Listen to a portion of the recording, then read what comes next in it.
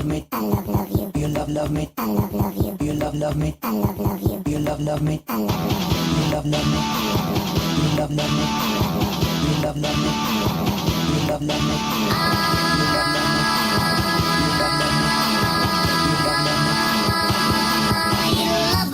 Love you. Do you love me too? Oh yeah.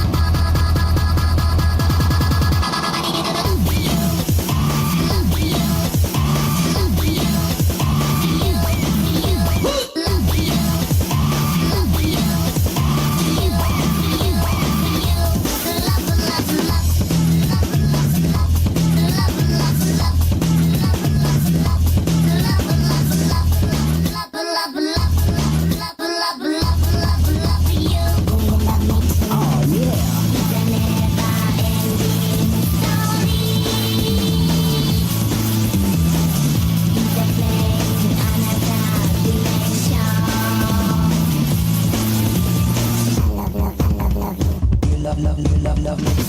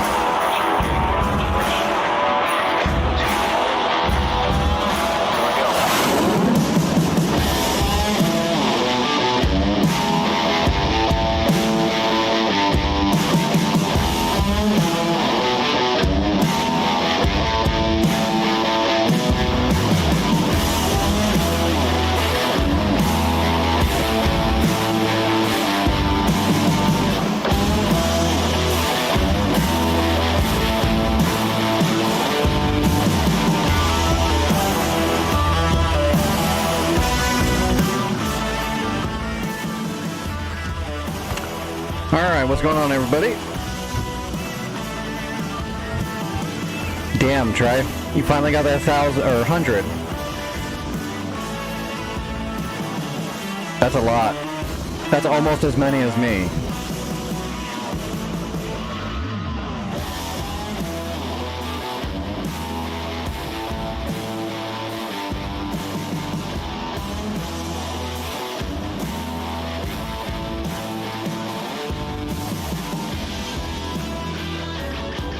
Every time you like log into the stream now, everyone's gonna have to go, Norm!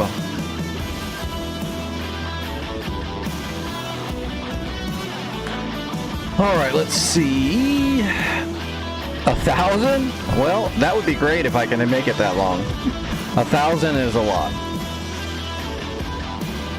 I mean, that would be years.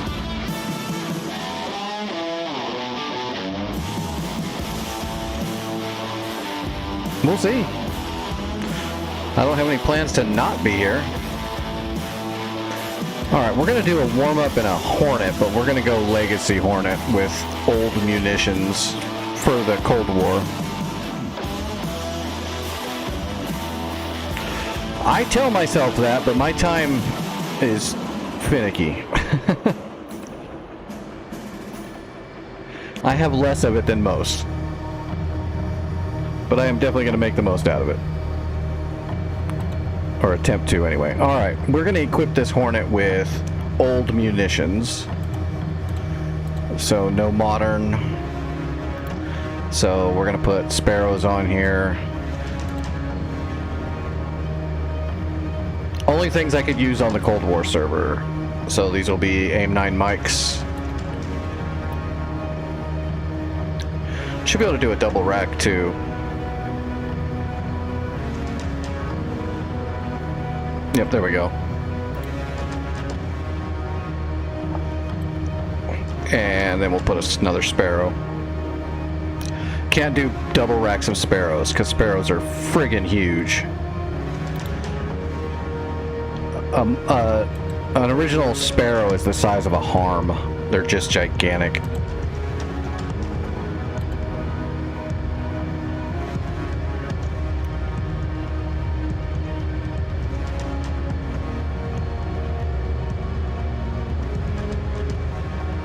Request rearming. Copy. Alright, we're gonna have to redo all of our FCS once we're loaded.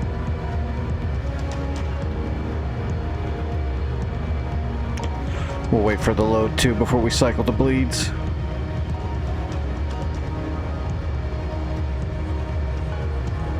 Hello Roma over on YouTube, how are you doing?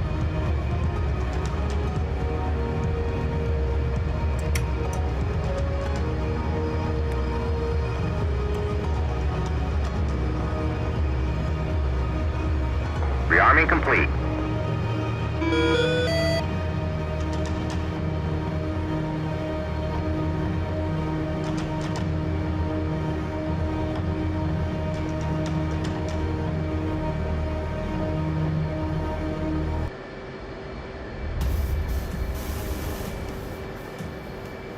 Okay, resetting the FCS.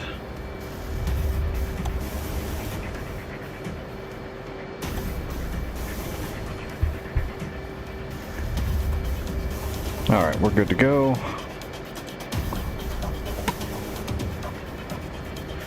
Should have an AWACS in the air, right? That's probably him right there. I think. Where am I facing? Oh, I'm facing I'm facing basically west, so that AWACS should be coming from that direction. So that's probably the AWACS right there. Let's go out to 80 miles.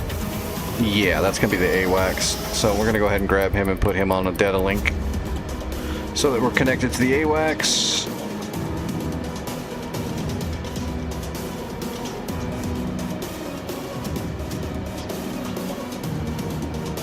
Alright, we're going to drop that down here because we're going to put our azimuth elevation window up there when we get into the fight. Alright, let's get going.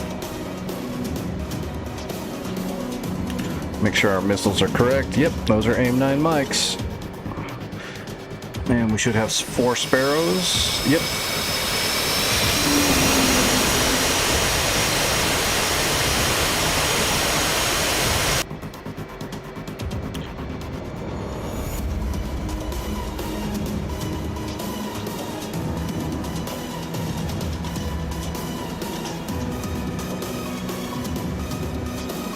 Wonder if anybody got onto the server during the day today and sunk any of those boats. I think I left, what, 3 or 4? If those boats are out of the way, we'll get right to it. But if we still have boats, we'll have to deal with that.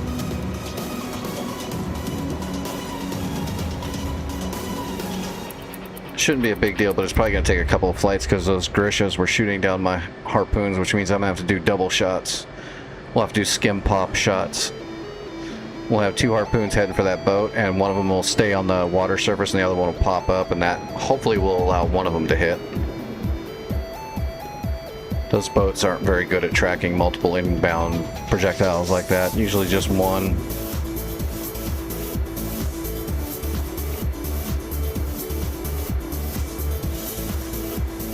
Usually on the older boats, they'll concentrate on one of the incomings, and they'll probably have a higher chance to shoot that one down, but the second one's going to get it.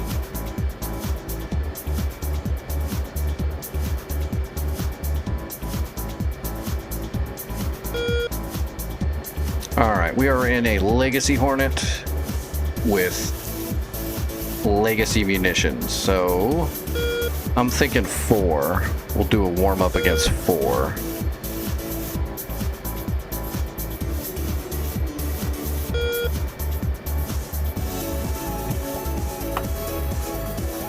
It's actually been a minute since I've done dogfighting in a Hornet. This will either be horrible or it'll be way too easy. Oops.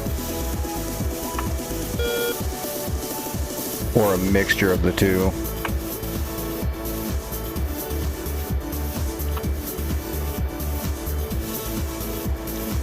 Especially against what we're going up against. What we're going up against actually has a really good turn authority and thrust to weight ratio, so they can get slow with us, basically is what I'm saying. The Hornet can do really well in dogfights if it gets slow. The Hornet has mass maneuverability when it's extremely slow, high alpha, whereas most jets do not. But once you're slow, you can't get back up to speed very well because the Hornet's a big, fat, slow girl.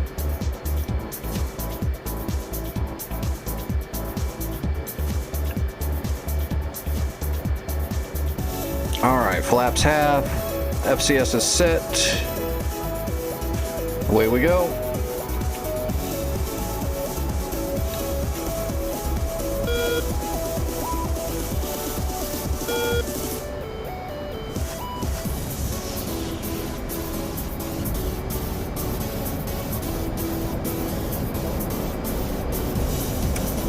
Alright, gear up, flaps up, I've got the stick.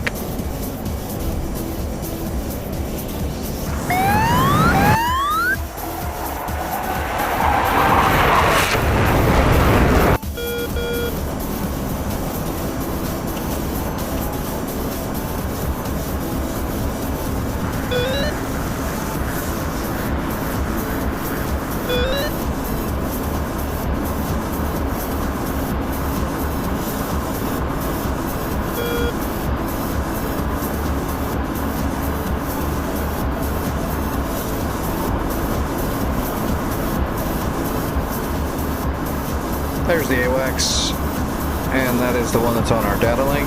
Yes, I believe so. Yep, that's who we got. Which means those right there are probably going to be the bad guys.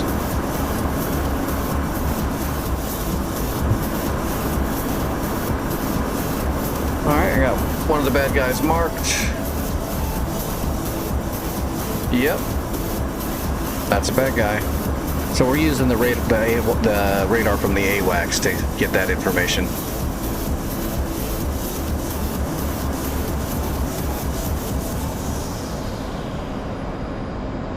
Which we're in a Hornet, we don't have to use our radar. We can use everybody else's radar. We're special like that.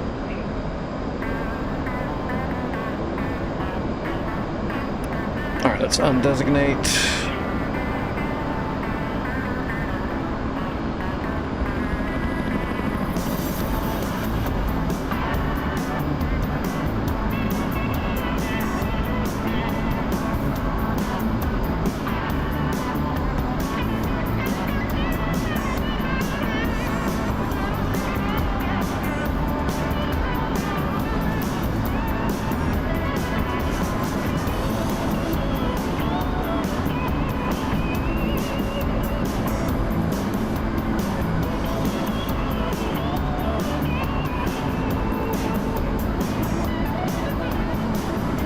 we're not going to lock anybody till we get way closer. We'll just keep using the passive radar tracks to know where they are, and we'll just keep cruising forward. When we get close enough, we'll lock them up and fire. Because there's 4 of them, I want to hopefully try to kill at least 2 of them moving in. So get 2 Sparrow shots before we have to move into the merge. I can do okay against 2, but once you start getting up into 3 or 4 in a fur ball, you can't keep track of them. And they're probably going to get at least 1 or possibly 2 behind you, and there's not a whole lot you're going to be able to do about it. Besides be defensive the whole time.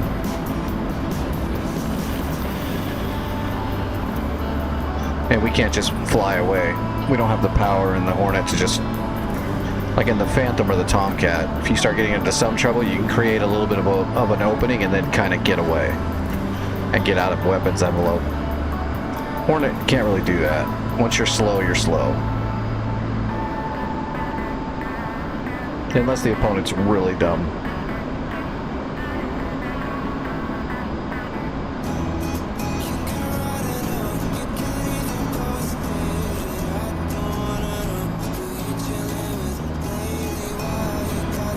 But we're definitely going to be doing some high alpha maneuver shots. But we don't have 9Xs, so... If we had our 9Xs, it would be super easy because we could do high off bore sight shots using our helmet, but we can't do that with an AIM-9 mic, so we're going to have to get the nose on the enemy.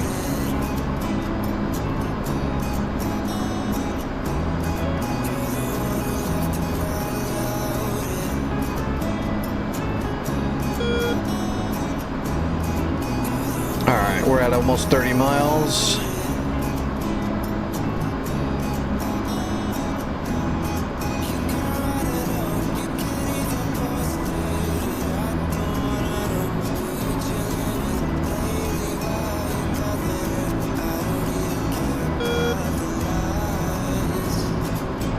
Alright, moving in, hitting the blower, and we have him spiked, which means he's probably going to turn into us.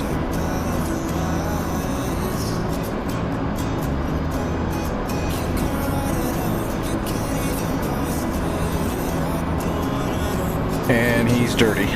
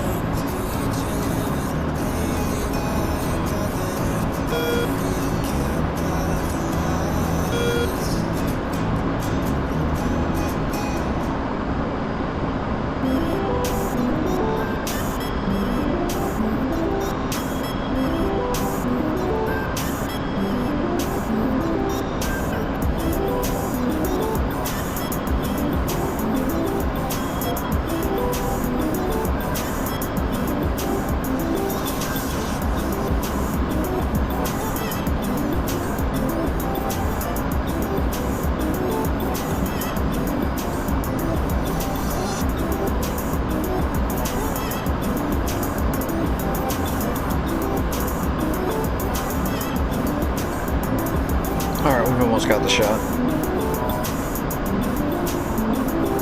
We should have the shot right now. What's going on? I'm taking it. Fox 1.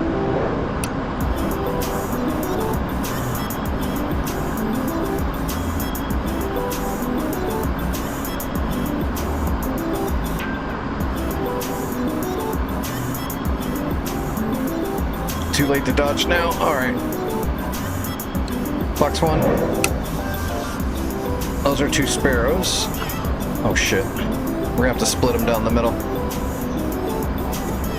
Splash. Okay.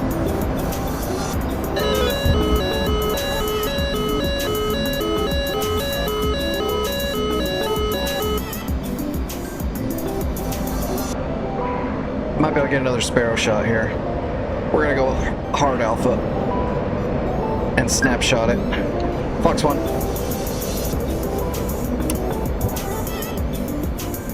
It's off the rail. It's holding. I'm not sure if it's tracking. It's not tracking. Alright, switching to heater. Fox 2. Alright, where's the last one?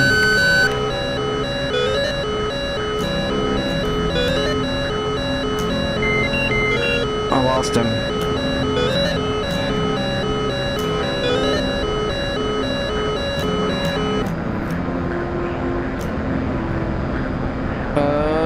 Shit. Situational awareness says he's right on me. I don't know where he is though.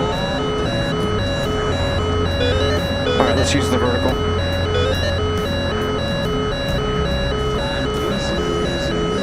Is he still right behind me? Yeah, he's right behind me, it says.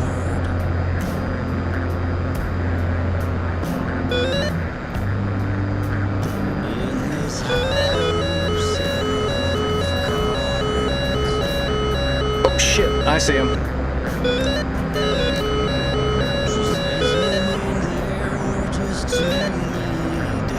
Okay, we're gonna try some crazy shit here. Oh, this ain't gonna work. I don't have the speed.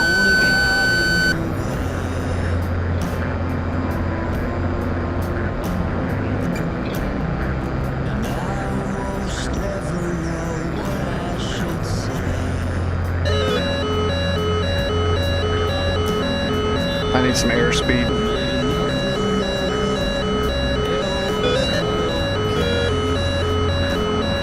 We're gonna go ahead and dive down and build up a little bit of speed really quick. I wasn't gonna be able to get straight up with him. Paddling? Altitude. Flight controlled. Flight controlled.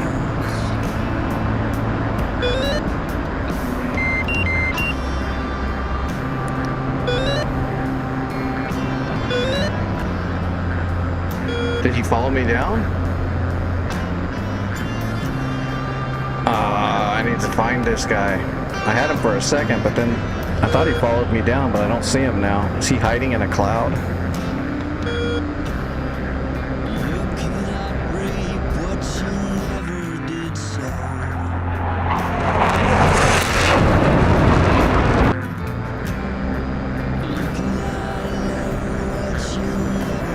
Alright, well let's do this. Okay. I guess we'll use our technology that we have. My dumbass forgot about it. Okay, he's right over here hiding. He's trying to get around me. There he is.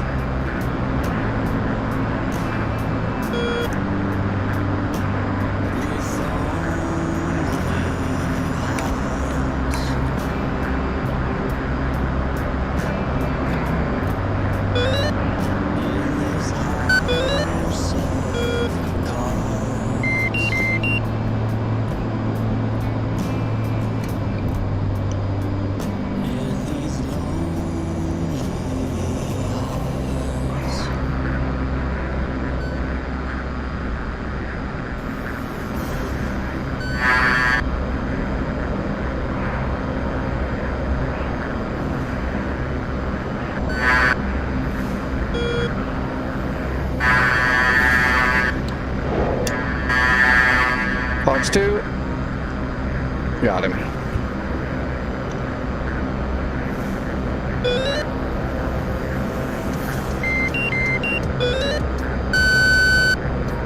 Yeah, I know.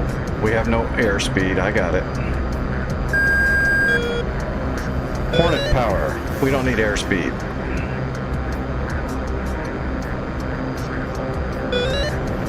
Just need to know how to utilize your stuff.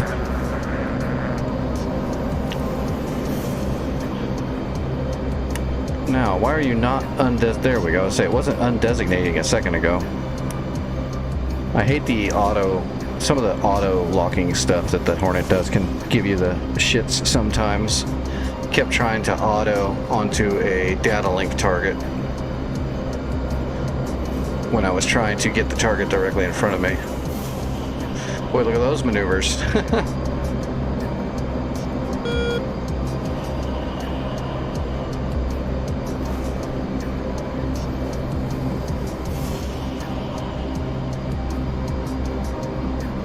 Oh man, I got one sparrow left and it's got me all wonky. Oh, I fired the heaters off the same side. That's why.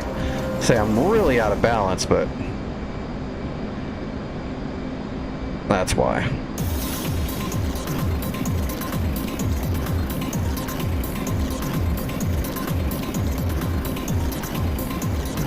Yeah, that's a lot of trim to get this thing to stabilize.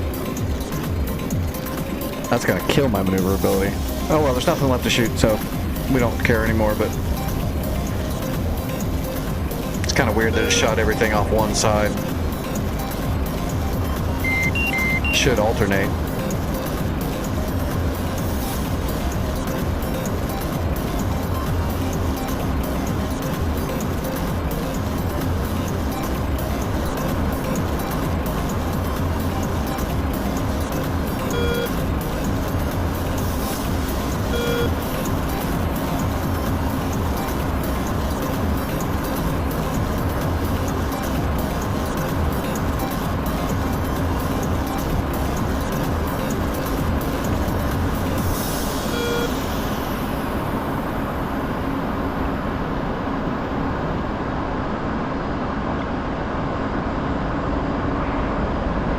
Yeah, I can't even pull up.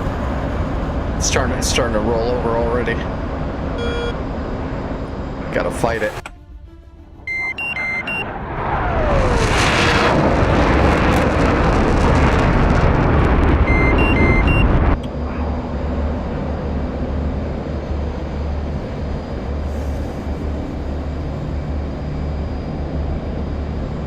Alright, let's jump into a helicopter, get a quick warm-up done there, and then we'll jump over to the server and see what it looks like.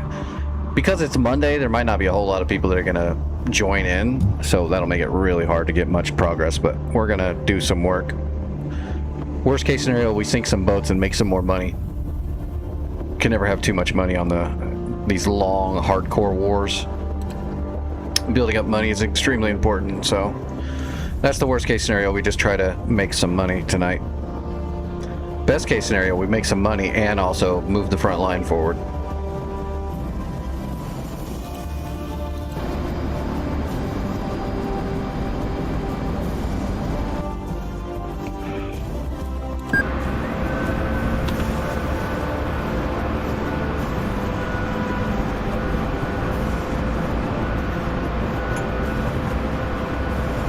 Overlord 1-1. Bra 066 450 at 7,000 cold.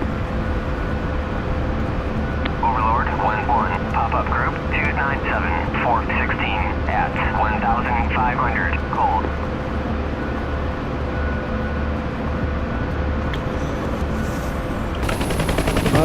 Miniguns. We got miniguns and rockets.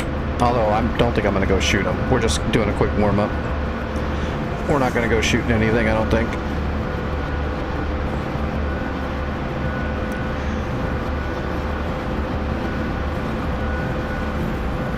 Overlord 1-1. Bra 298 417 at 1,500 cold.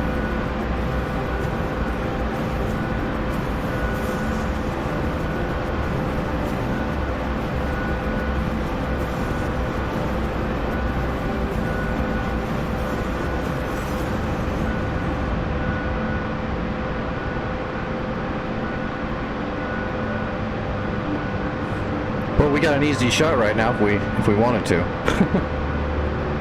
Point blank in the back of a Bradley. It still wouldn't do damage, unfortunately.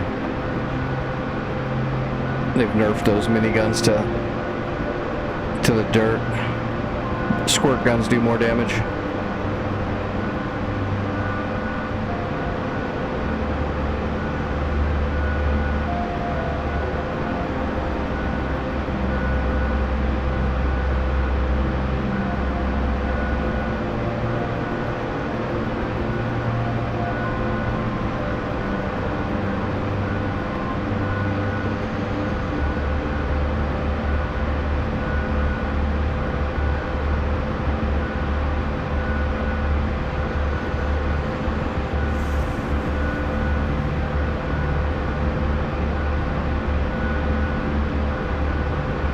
Yep, I think we're good.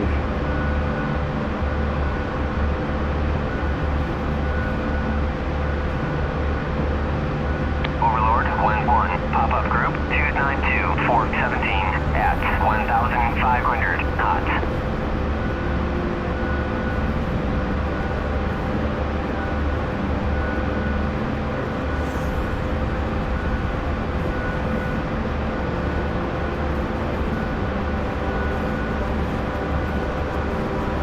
See if we can get close to the Abrams here without touching it.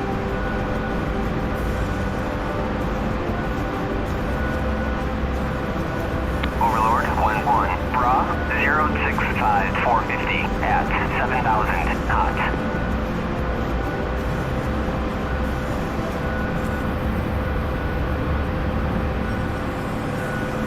That's pretty close. About a foot.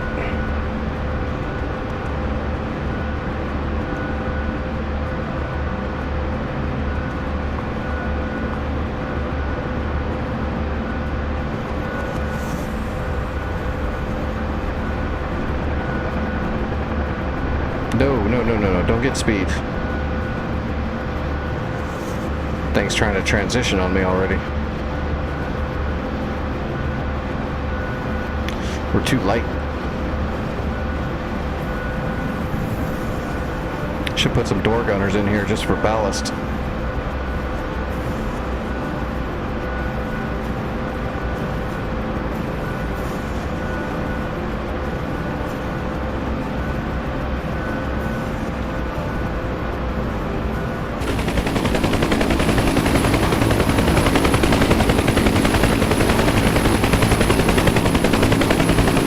Jump on the server and see what we can do.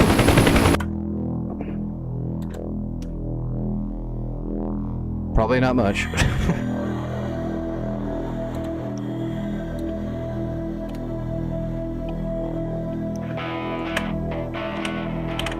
Alright, North Pole Cold War rotation. There it is, Syria. Yep, nobody's on there right now. We'll see. Sometimes when I join in, we drag some people in after a little bit. But Mondays are usually pretty slow.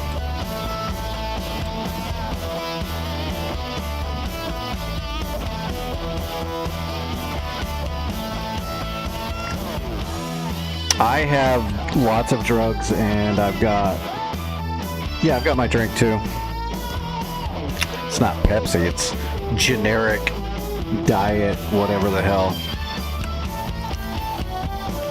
Diet Pepsi's expensive. It's definitely outside of my $0 budget, so I get like the generic stuff. I don't even know if this can says anything. Oh, it's Sam's Choice. It's basically Pepsi though, yeah.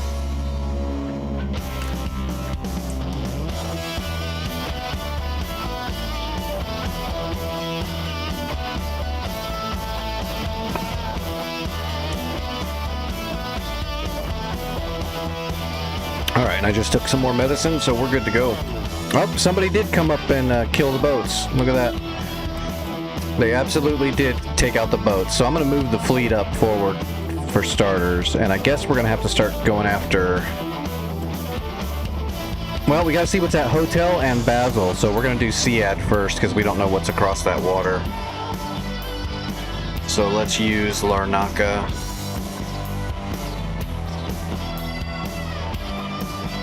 F-16. Do the harm loadout.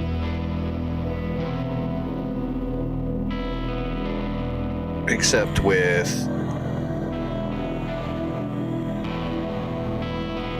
At least we can put mics on here.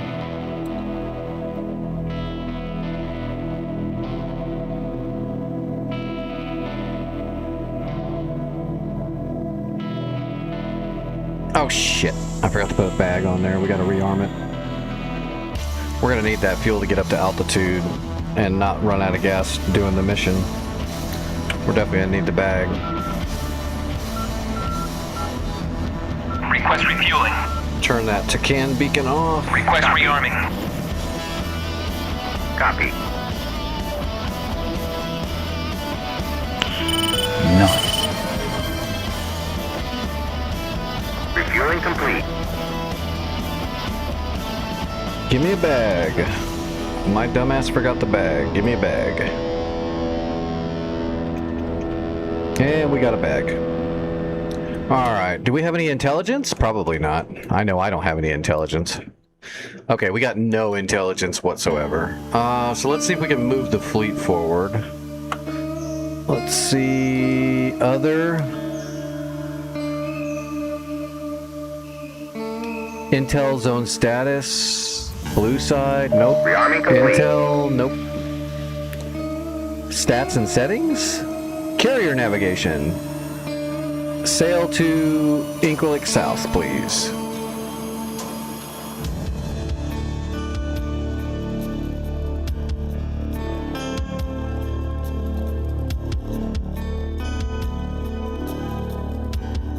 You pawned what?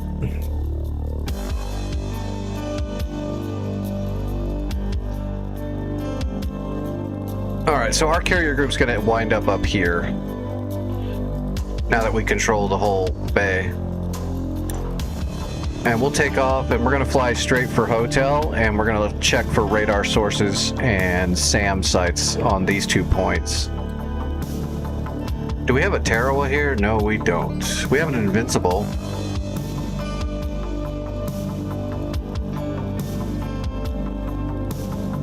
I wonder if it'll let me, like, manually... I wonder if it'll let me manually, Nope, it won't.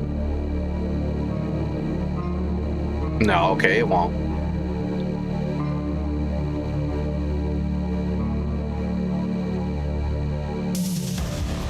Yeah.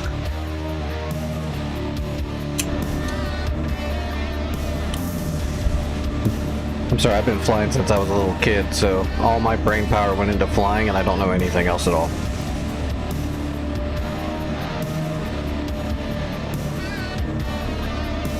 Alright, where am I? Larnaca, straight out to the left. Alright, away we go. Request takeoff. Runway 22? Is that the one I'm actually going to? Please tell me it's correct. Yep, 22. We're going to the correct runway at least. This server's actually been good with spawn points. Usually on all these servers, it spawns you on the opposite side of the airfield from where you are, from where the active runway is. So you have to drive, just burning fuel. Even though when you're taxiing, you're basically idle.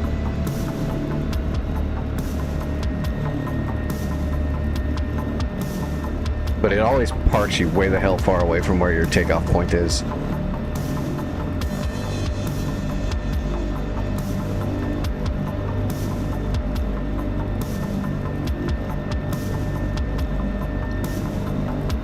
I'm assuming the SAMs, if we see any, are going to be SA-15 torque gauntlets for GBIs, and then they'll probably have either SA-2s or SA-3s, or a mixture of the two. So we're looking for low-blow radars and fan-song radars. Either one is a very easy harm shot to take out, as long as you can get them to turn their radar on. Which we can, most of the time. We're pretty persuasive. They really want to kill us. So we just have to flash them a little bit. If they're not already tracking us. There's probably a search radar over there too.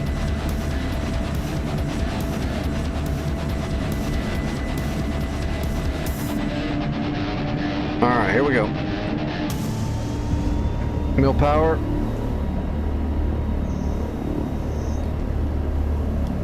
NWS off. And blower. Rotating.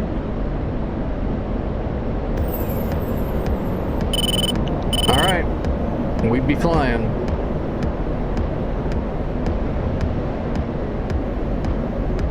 We're just gonna head, we're gonna spiral up to the perch.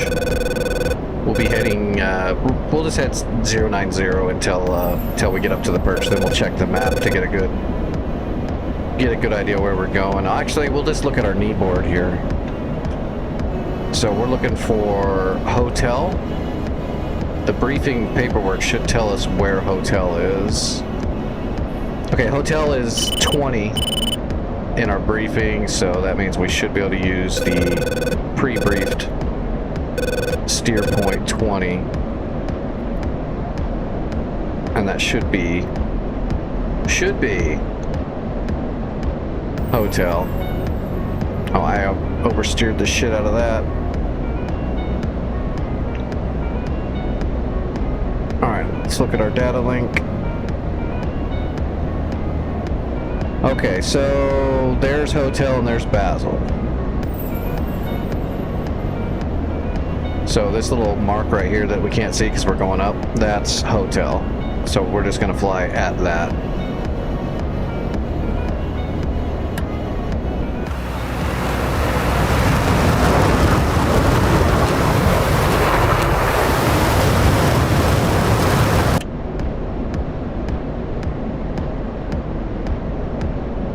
We don't have to go all the way up to Angels 30 though.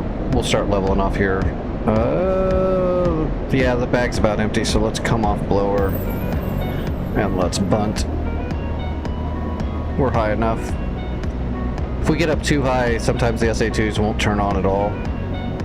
Plus we need to start conserving fuel immediately. This is a bit of a flight.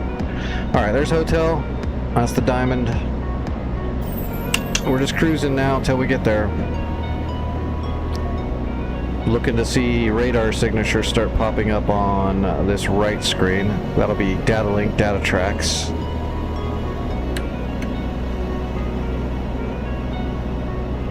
Let's get the harms turned on. Get the ELANT pod up and running. Get our air-to-air mode set. And we'll come out of air-to-ground mode, go back to standard nav because we're going to dump our bag as soon as we're completely empty, which we're completely empty. Get rid of this so we're not dragging. Alright. We're on internal fuel and on the way.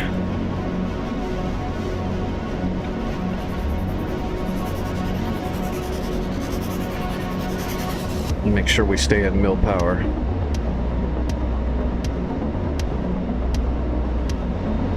Or else we're gonna run out of gas before we get home.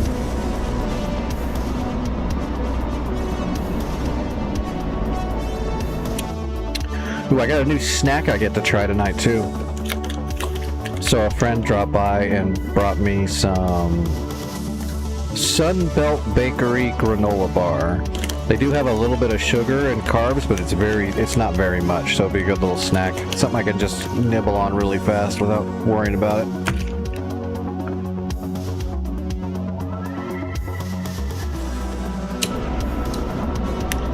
I ran out of my old snack that I could just grab and nibble really fast for a quick carb.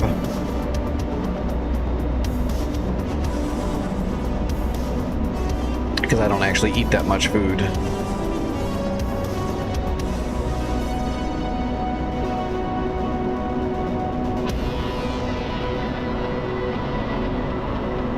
I live off of fluid and medicine.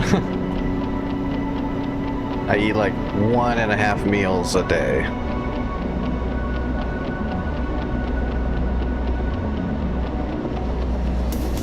Where's our AWACS? There it is. The AWACS is directly above Cyprus. That's fine. He should be able to see pretty far out here. Didn't I send the boats? Shouldn't they be moving right now? Other stats and settings, carrier navigation.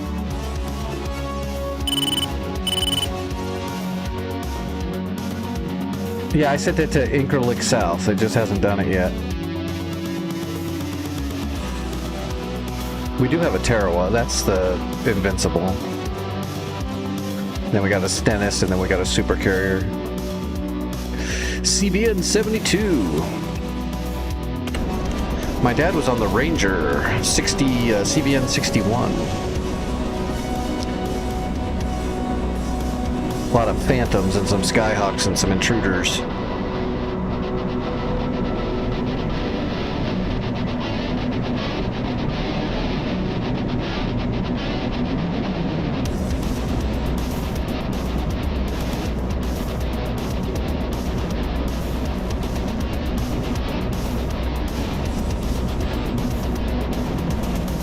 Oh man, this is the most realistic mission ever. We're just gonna be flying in a straight line for a while. Maybe something will happen at the end here and then we'll have to turn right back and go home. Extreme realism. Oh wait, here we go. Oh, those are Burks.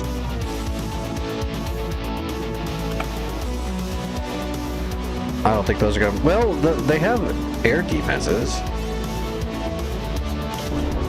You didn't know, Indica? Did you not hear? We're really close to having the Intruder. They've been working on it. Guess who's making it? And guess who's almost got it done? I mean, it's not going to be done like tomorrow, but yeah, they've been working on it for a few years, dude. It's Heat Blur. The guys that just did the Phantom, the Tomcat, they're putting the Intruder out. It should be out hopefully the start of next year is what I'm hoping. Yeah, I'm not playing. I've talked about it a bunch because I love the Intruder for very obvious reasons, and I want to have one for very obvious reasons. A6 Intruder. I mean, it's the iconic SEAD plane. That's where we started revolutionizing anti-radiation weaponry and ELANT systems, electronic warfare systems. Which, if you don't know, everyone, that's what ELANT is. An ELANT pod is an electronic warfare pod.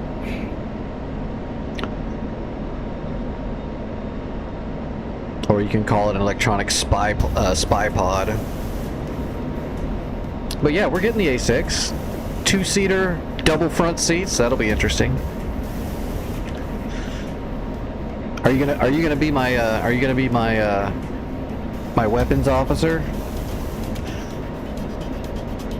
I promise I'm not going to install a secondary eject button just for my co-seat.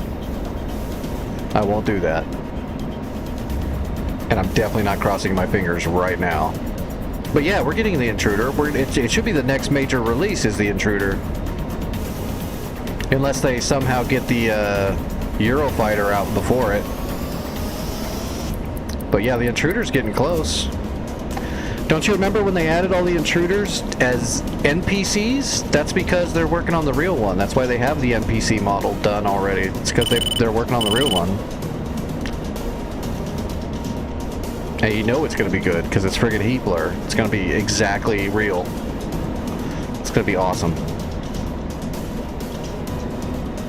And then we can play on these old school servers and we can actually fire Shrikes that work properly, or at least 80% better than the ones we have now that don't work at all.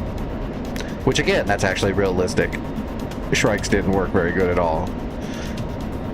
Once we started putting actual radiation tracking equipment and stuff like that on our jets on the A6, then we could start using Shrikes a lot better. Alright, I'm getting closer to hotel. I am not seeing any radar sources yet. Well, okay, never mind, I'm lying. There is a, oops. There's a Tor... What did I say there would be? A Tor Gauntlet? There it is. Oh, there's an SA-6. That's not good. Okay, we're gonna have to kill this Tor Gauntlet. Okay, I've got the Tor Gauntlet captured, and I am triangulating its position now. So there is an SA-15 guarding, and there looks like there's an SA-6 at Hotel and another SA-6 at Basel, and another there's double SA. No, that's the same two. I'm triangulating, so they're going to move around a little bit until I know right where they are. So yeah, there's an SA-6 at Basel, and there's an SA-6 at Hotel, and there's a Tor Gauntlet GBI guarding them. So as long as we take out the Tor Gauntlet, then I can shoot the SA-6s easily. That doesn't seem right. It says I've got a PGM of 2. I'm going to unlock that. Give me a second. It says that Tor Gauntlet's in the water. Oh, there's a Tunguska too. Alright, well I'm shooting on the SA-15. Hitting the blower. We need Mach 1 for this shot to work. Or else the gauntlet's just going to shoot it down. Alright, Mach 1, Magnum 1. Rifle, or Magnum. Tunguska. Magnum.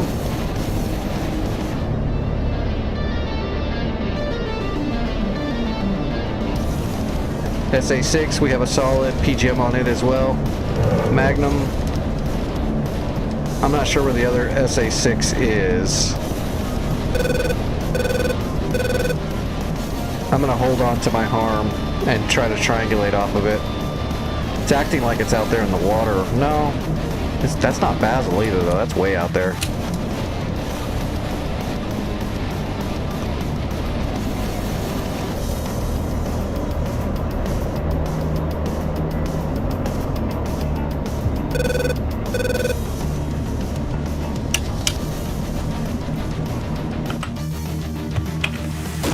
That's what I thought.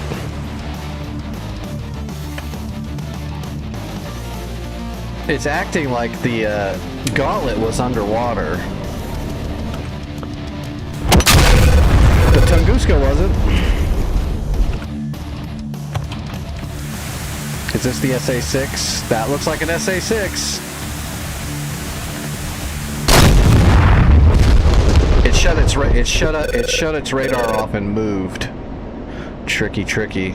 There's something wrong with that Tor gauntlet.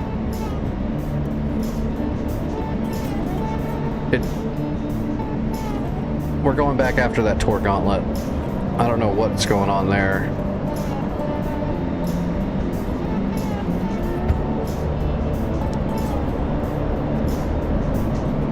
Tunguska should be down. What's our fuel? We're okay on fuel.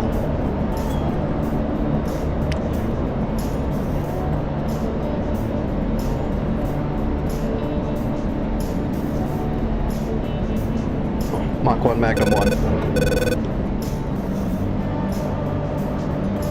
Switching to Cat 1. Alright, we're RTB, we're heading home to grab more missiles. This missile should be coming in super hot. As long as that Tunguska, or that Tor gauntlet doesn't shut his radar off, which it looks like it did.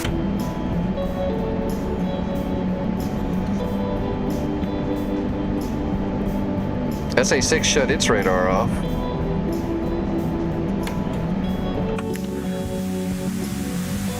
I knew it. It's not where it says it was. Let's say something was wrong. It was showing it in a weird spot. Let's see if this gets it. That looks like it's getting ready to kill something. Yep.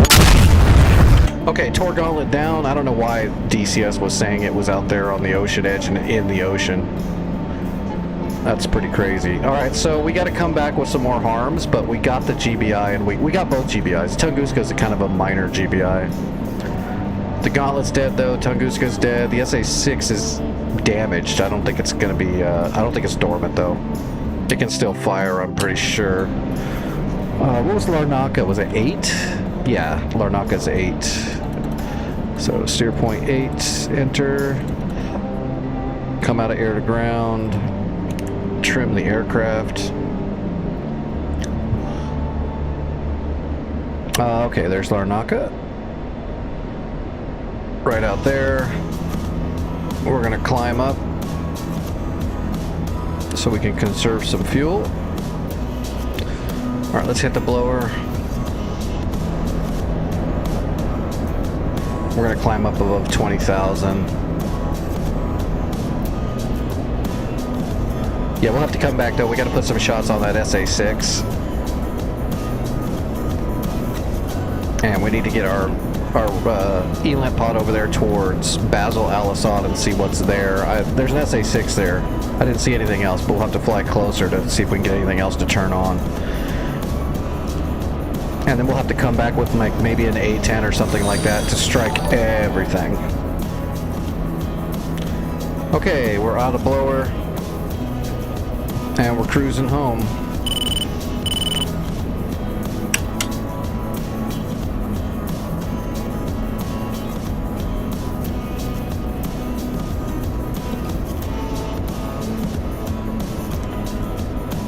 9,000 pounds an hour. It should drop more than that.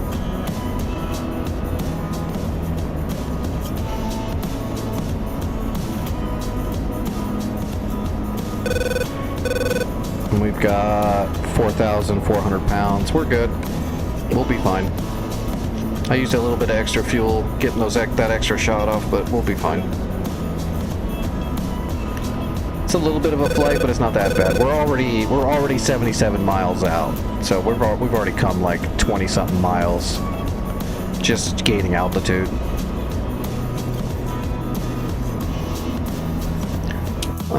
Let's see though. We took off from 22, so that means we have to land on the opposite. So we'll be landing on 4, is it? Yeah, we'll be landing on 4. So we'll enter the downwind on the north. So we'll enter the pattern over here, and then we'll turn in and land at 4. Standard flight path. So we offset to the right of the navigation. We'll pull an azimuth off of the, we'll pull a true heading, a magnetic, off the map, and get our HSI set for the landing. So true magnetic off of runway 4 is going to be 043.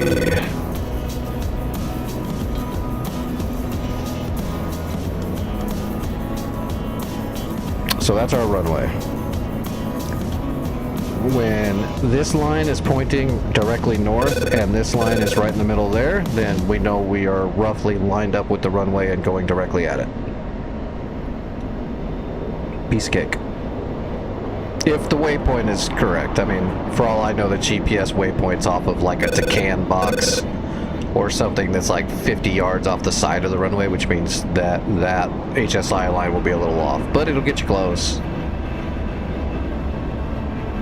You mainly just do that if you have lower visibility, but we've got tons of visibility. We shouldn't have any problem to see the runway when we get close.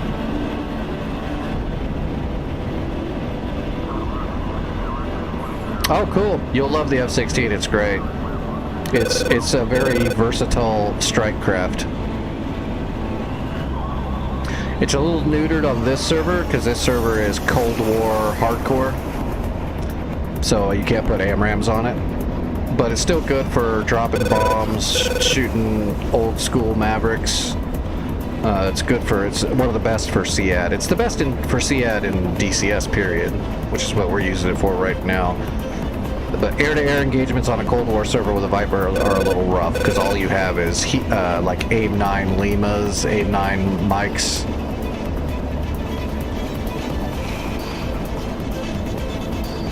Yeah, well, there's nothing around that. Clouds will block your vision of ground targets. There's nothing you can do about that, trust me. There's been many a time I've been up in the air trying to take out boats, you know, strike ships, and there's a damn storm, and you're just searching for a hole in the clouds just to at least get your targeting bottom for a second to get a GPS on them. Oh.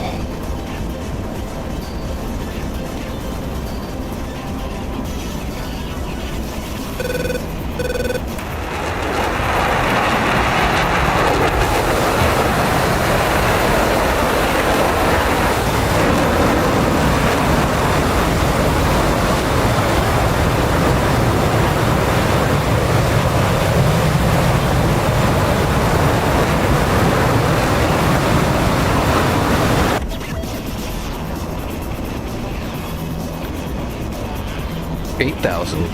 What is that?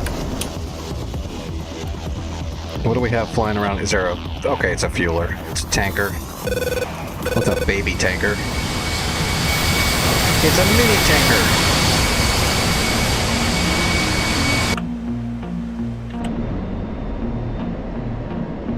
I was wondering what was flying down there at 8,000 feet.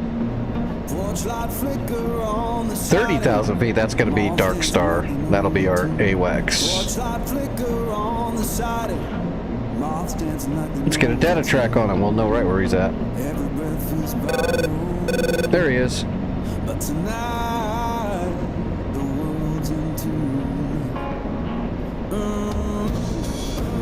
Baby tanker over there.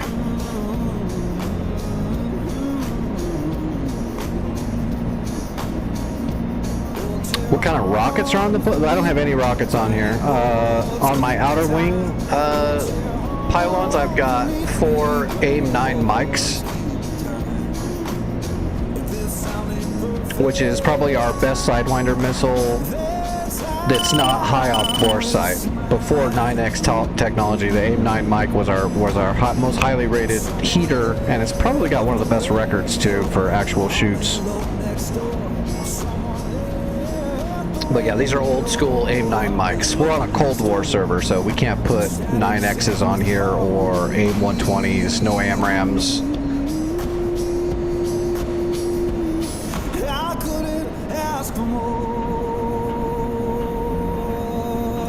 Well, if you're having trouble, just make your own server. You know, just go to map editor and make your own map, put a plane on the airfield for yourself, all that good stuff. And put some targets out there and practice. That's what I do. I've got my own practice map I've slowly built up for years. So when I need to work on something, I just go to my practice map. Okay, let's slot down. There's home field. Yeah, see the GPS is actually way off to the side of the runway, so my HSI is going to be garbage. For some reason in DCS that happens though.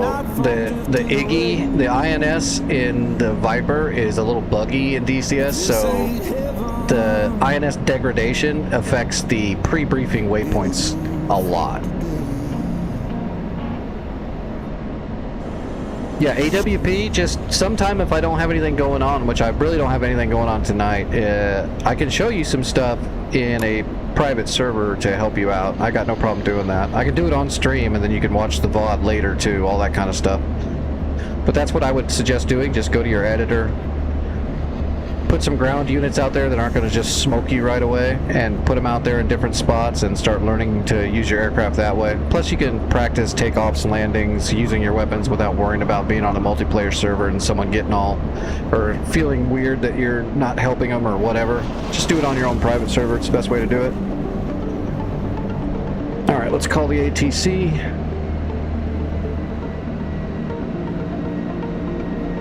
Inbound. The editor's not that big of a deal at all. You can make entire campaigns in the editor. It's not that hard to use, but it's hard to get really good with it. Why did the server lock up? Is the ATC mad at me for calling them? Oh no, it's booting me. Oh no, I'm back. That was interesting. Let's try that again. Inbound. Okay, they're just not answering, so we're just gonna go land. There's no traffic. So we're entering the north downwind.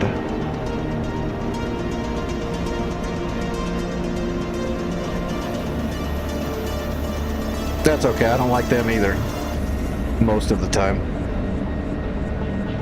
Alright, boards out.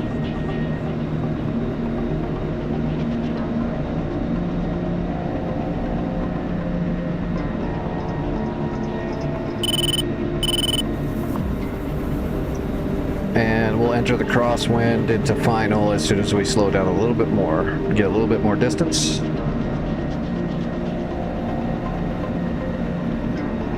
Alright, gear coming down.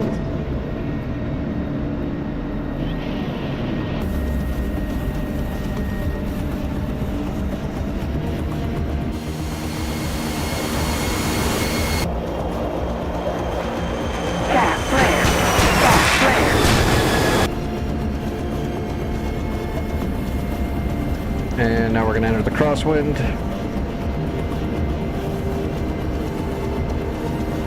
Get on speed.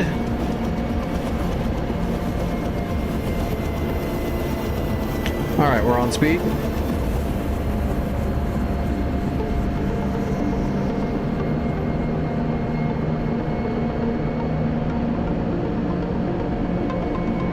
Yeah, there's an issue with the Viper in DCS where the INS has a degradation problem that's a little unrealistic. Now, INS degradation can happen in real life, and it does, which is why you do in-flight realignments from time to time, depending on how long you've been up in the air. But in DCS, it's like you can pre-brief your waypoints, and as soon as you log in, they're already messed up. They're not way off, but I mean, look, they're off. You know, that waypoint right there is like 500 yards away from the runway it's supposed to be on. It's a normal thing in the Viper.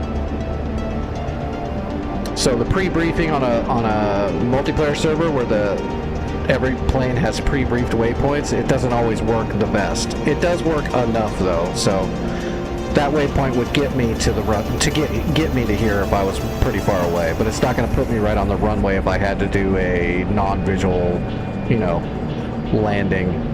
There's no ILS here, but if I was just to use a GPS waypoint to set up my HSI, it would be off. If I was trying to land off my HSI, I'd be over there trying to land in that water.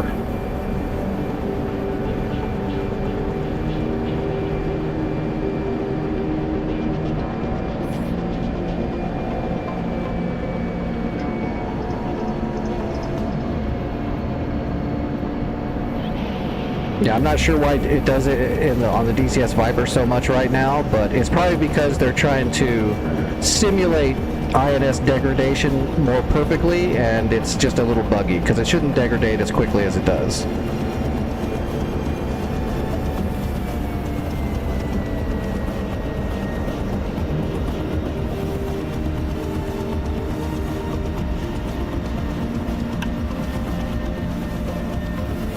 And usually it's mainly with pre-briefed GPS waypoints that the degradation really affects it.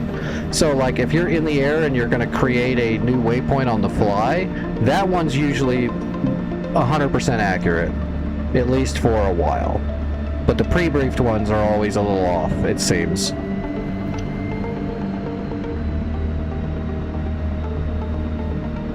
But like right now, if I wanted to make a waypoint to go, you know, let's fly here, south of Basel Al Assad, I'm going to make a waypoint right here. If I go ahead and pull a GPS right here,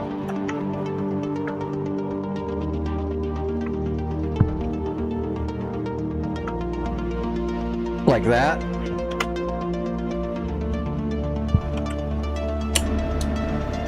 So now if I was to make a waypoint using this GPS coordinate, it would be right there. It wouldn't be degraded. But the pre-briefed ones are usually pretty far off. At least, you know, up to a couple miles off. But if you were trying to use pre-briefing for air-to-ground, like let's say there's a tank and you know roughly where it's at and you have a GPS coordinate, if you create a new waypoint and put it in as a waypoint or a mark point, whichever one you wanted to do, and you did it manually, then that's going to be accurate. So then you could use the pre-setting in your air-to-ground mode to get your targeting pod right there, and then you could find the targets from there a lot easier.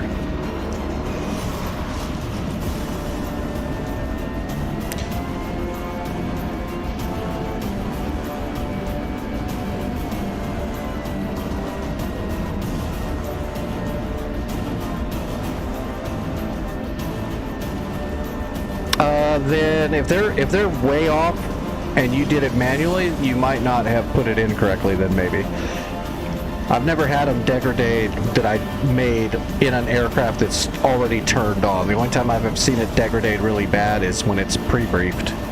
In other words, the waypoints were created in the editor or in the editor for whoever runs that server. So those would be considered pre-briefed. Which would be like in real life when you're going to be on a mission, you go to a briefing, and in the briefing they give you all the information, and then they give you the data cartridge that has all the information for that mission that you load into the jet. That'll have all your radios, your waypoints, and all that. Those are the ones that are usually off in the Viper and DCS.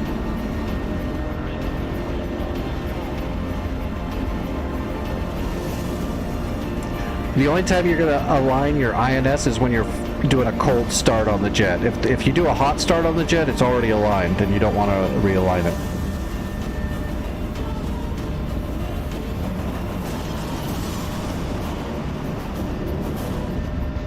So if you do a hot start, do not align it. If you're going to do a cold start from scratch, then you want to do the alignment. But once you're already aligned, you don't mess with this no more. As a matter of fact, I wouldn't even get into doing. You can do in-flight alignments, but I wouldn't really mess with that for the most part, unless you want to learn it later. But I wouldn't get into it too much. But cold starting, yeah, you got to go through. If you're going to cold start, you want to start the aircraft, you want to align the INS properly, and you want to align your helmet-mounted queuing system with your HUD. Those are the two things you want to make sure you definitely do. Because if you don't align your HEMICs, then if you start using your helmet to put markers on the ground and set speeds or target stuff with your helmet, if you don't align it, it's going to be screwed up.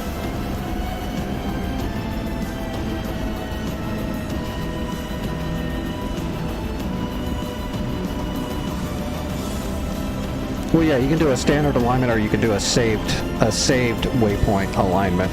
Saved waypoint's faster.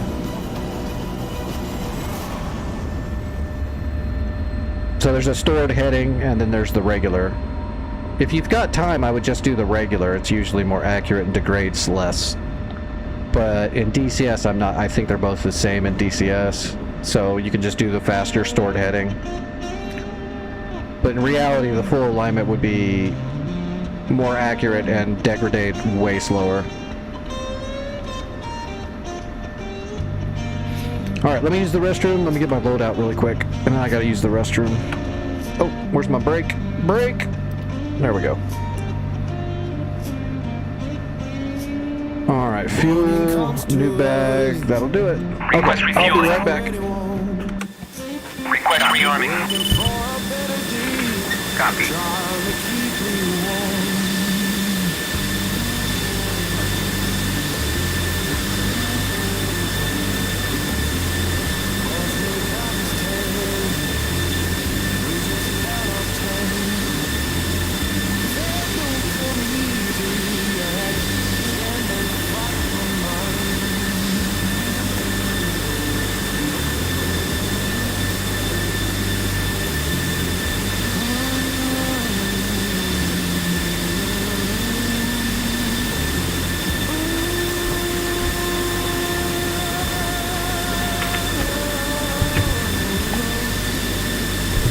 While we're rearming and refueling, Indica, give me a second and I'm going to put a link up for you.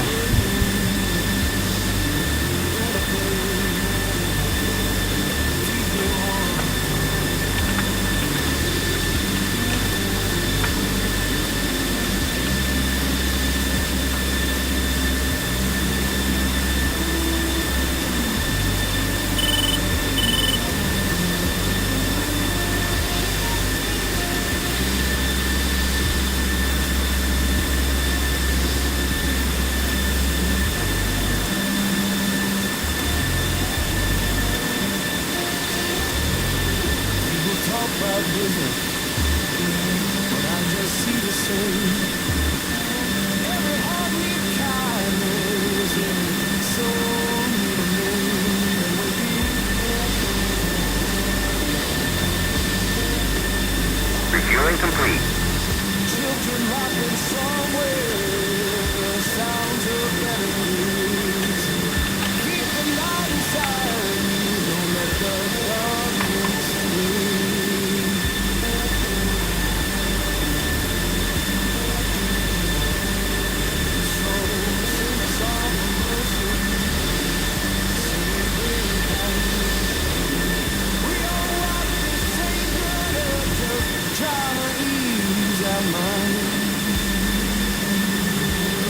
Rearming complete.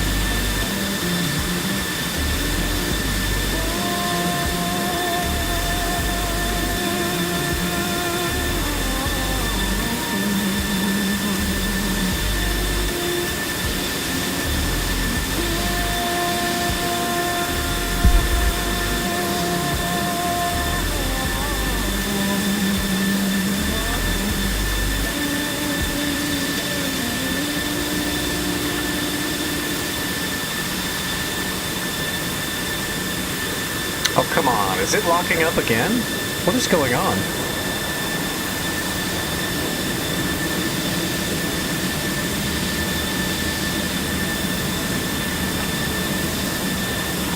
DCS is being silly. That's just for the AI version, but I mean, that's the first trailer they did. They haven't released when it's going to actually come out, but they're working on it.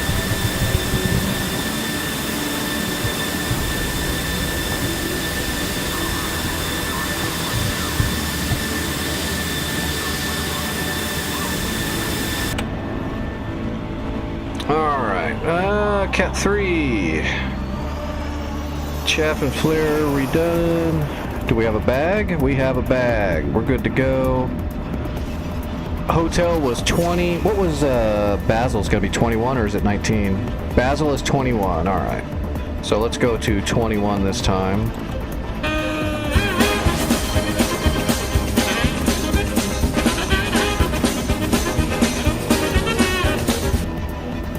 What's up, Vic?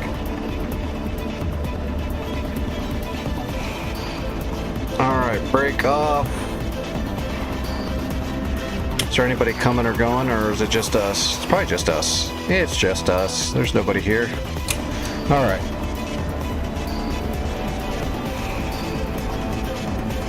We're just gonna rolling start and go.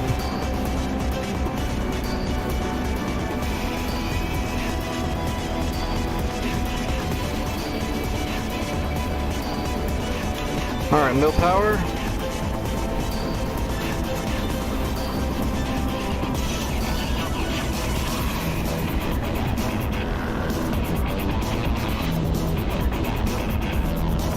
And blower.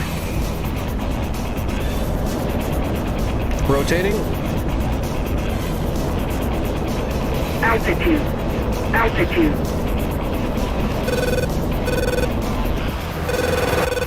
Tap flare.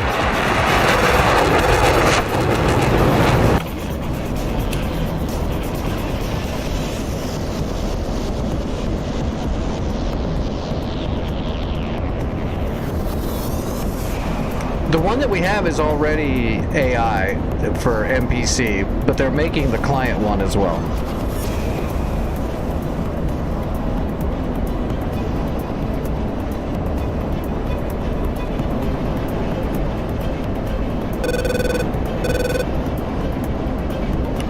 Alright, that should be Basel Al-Assad International right there where the diamond is, so we'll just go towards it.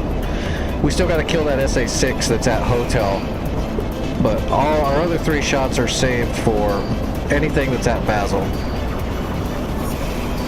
Alright, we need to turn on our harms. We gotta turn them back on. Those are new ones. Everything else should be all set up. Yep.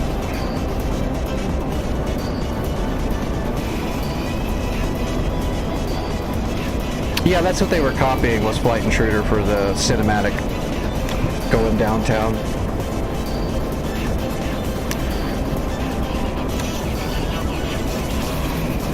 Alright, there's Basil.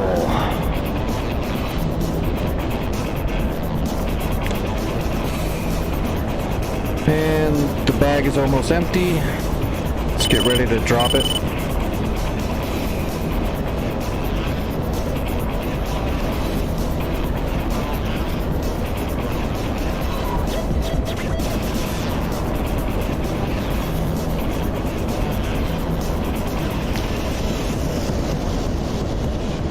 Make a little mini coral reef form down there.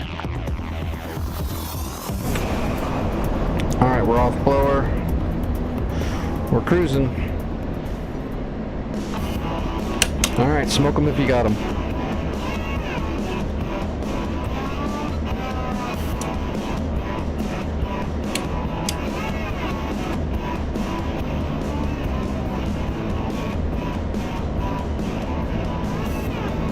What am I data tracking? Oh, that's the tanker. Let's go ahead and pull the data track off the tanker.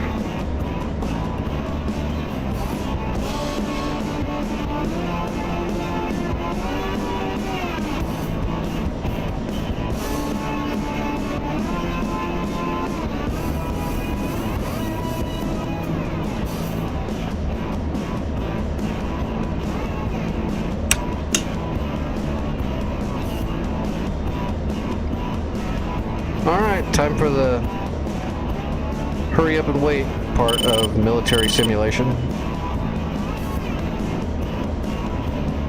Again, real life flying is 99% this. 3 hours later. That's right, Gremlin.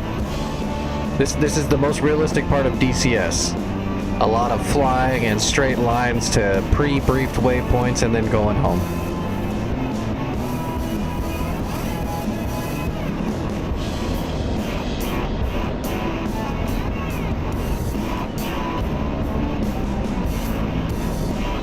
Unless you have like a Vic on your side, then you're like dodging friendly missiles and shit. It's crazy.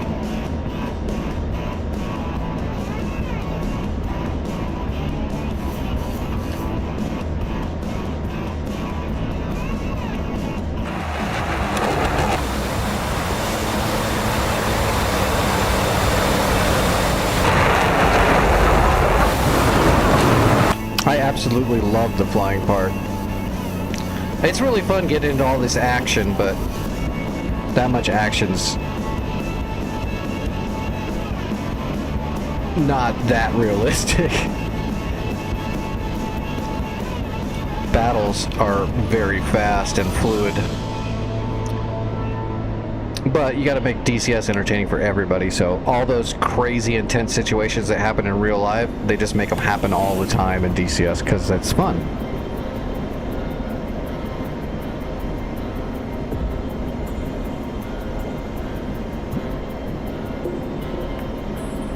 How come I don't have Microsoft Flight Simulator? Because it cost a bunch of money and I don't think it's that ready yet. And it's not something I would ever stream either because I think it's boring for people watching. I mean, just seeing me fly around in a normal plane and then land, that doesn't seem very fun or exciting to me. That's very routine. I know there's a lot of people out there that like the procedure of things and all that, but I mean, even that, once you see how everything goes, it goes that way all the time. There's nothing different. The only thing dynamic in regular, civilian flight is the weather.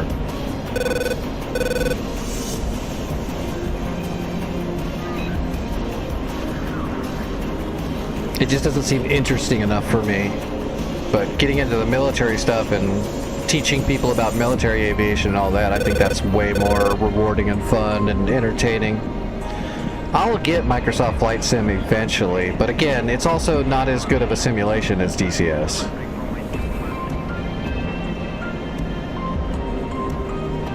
But I do think it would be fun. The part I thought that sounded the funnest would be doing the thing that I thought would be neat would be the career mode. I thought I could have fun just relaxing and doing some career mode, which again would be fun for me, but not fun for anyone to watch. But like, start off with like just start off with a license and maybe like an old flat wing bush plane or something and start off crop dusting, or maybe start helicopter and making money doing helicopter gigs and slowly build up money and all that. That sounds like it might be kind of fun, but again, I don't think it would be very much to stream.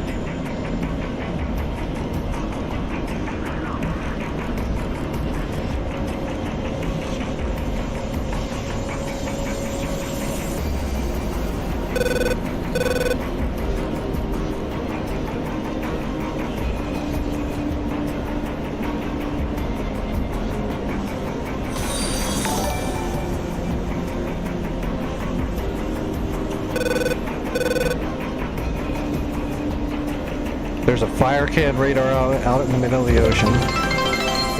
Because of course there is. Hey, thanks for the follow. I appreciate that. Okay, this SA6 I'm pretty sure is the one that's at Basel. So let's go ahead and start getting a track file on it. Hopefully it'll end up appearing over here once I get it triangulated better.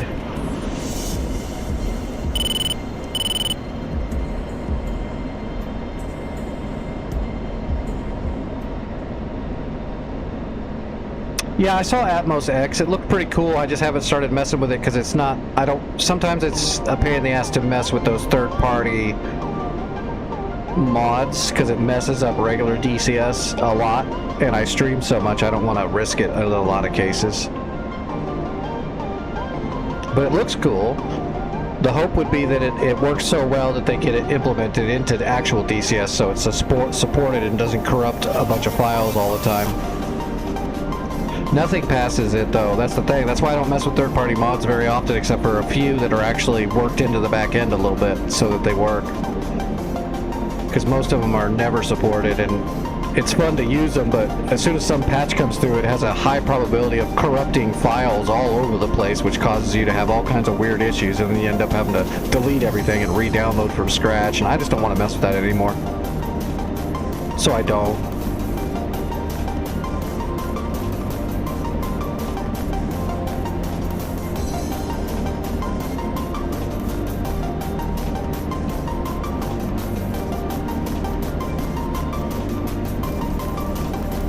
I'm sure it looks really cool when somebody messes with it. I'm just not going to be one of the people that messes with it. I want my standard DCS to be working as best as it can always.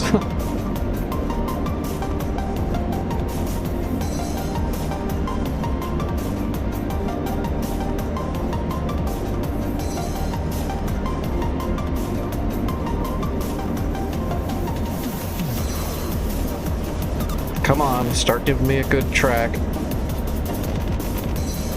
I'm surprised the SA6 over here at Hotel didn't turn on yet.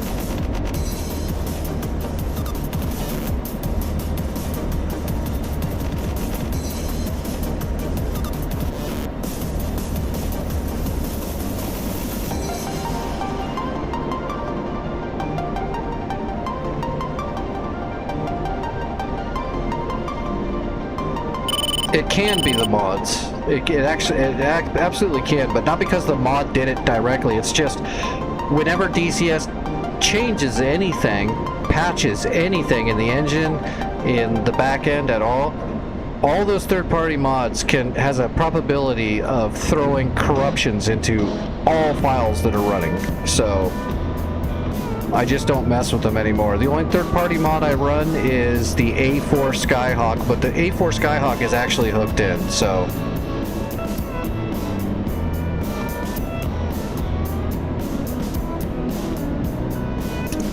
Okay, I'm chasing some radar signatures that I don't think exist where they think they are.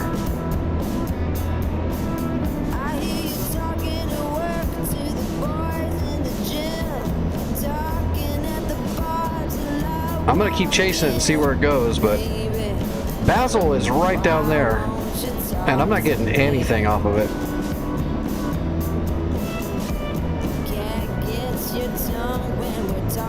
It's acting like there's no SAMs down there at all.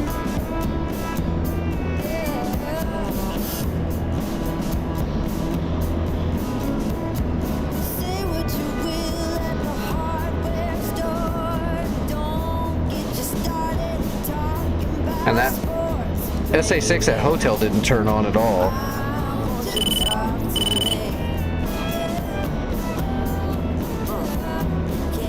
That's why I don't use, like, every now and then I would like fly the F-22 Raptor a little bit, which I thought was fun, but it flew really weird, like all third parties do. But then I started having weird problems with DCS. I started solving a lot of my problems by I removed all the shit, all the third-party stuff, and I even removed the explosion scripting that made the explosions a little bit better and made napalm work, and I've had a lot less problems.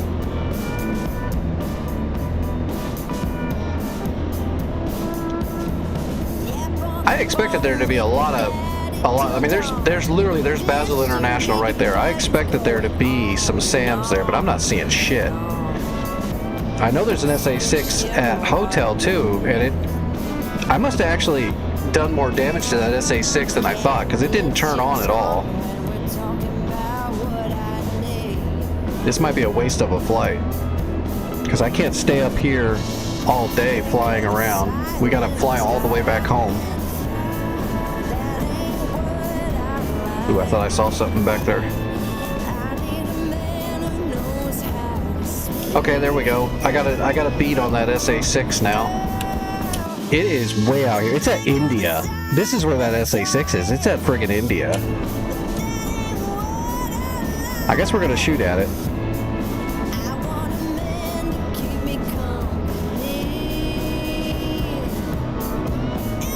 Yeah, a double helping of tech debt.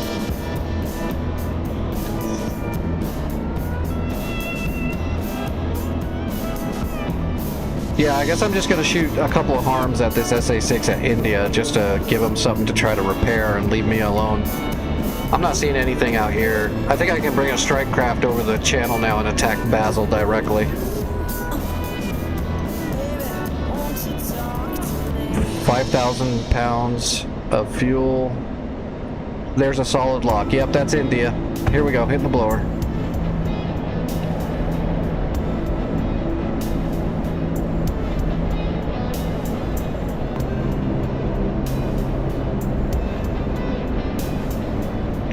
Mach 1, Magnum 1. Mach 1, Magnum 2.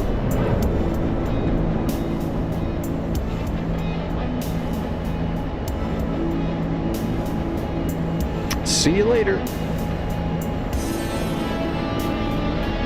We're gonna fly back over hotel on the way home and see if it ooh, there's a Tunguska. I don't care.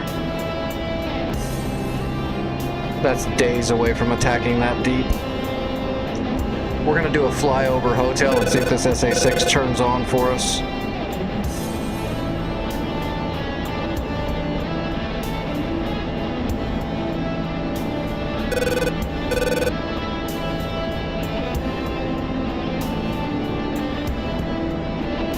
It's because the DCS was originally started as an old game called Flanker years, like a friggin' 17 years ago, I think. And that original engine, they've just been adding and rebuilding and repairing and remaking the engine over and over and over again. So it's actually the same code base that started everything is now what we have now. And you can see what it looks like now. It's insane. But the problem with that is all this code has been layer caked on top of itself for, you know, almost 2 decades.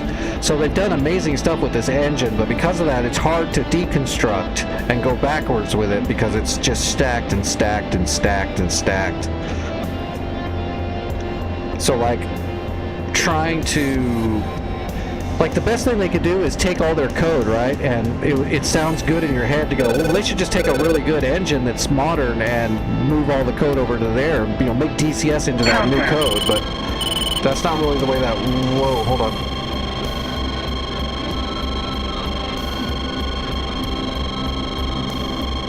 Cat flare. There it is, got it. That's the one at hotel. Hitting the blower. We got the shot. Oh, we're so close. So dangerous. Magnum 1. Magnum 2, defensive. Cat flare. Cat flare. Cat flare. Caution. Notch. We're notching. Switching to Cat 1. Smoke in the air. Cat flare. Cat flare. Notching. Cat flare. Cat flare. Cat flare. Cat flare. Altitude. Altitude. Paddling. Pull up. Pull up. Pull up. Pull Defeated. up. Altitude. Altitude. Take that, sucker. Wild Weasel. Good hits. Good hits. And radar silenced. We got it. We got it. Hell yeah.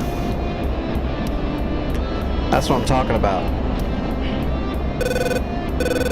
Alright, we're definitely going to bring a strike craft over the channel now. That was the last of the enemies I was worried about on the coastline.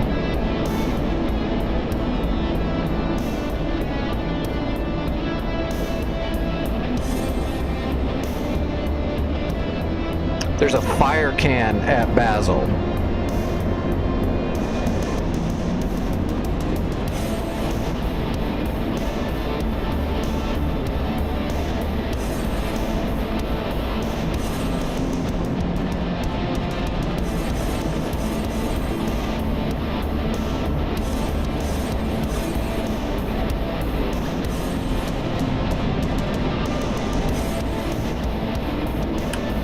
Alright, come out of there. Let's, steer point 8, I believe it was. That looks right. Okay, we're on the way home. How much fuel do we got? Oh, we're good. Let's hit the blower and get up a little bit higher real quick. We got 3,000 pounds. 3,600 pounds. We'll use the blower to get higher so we can save some fuel on the way back.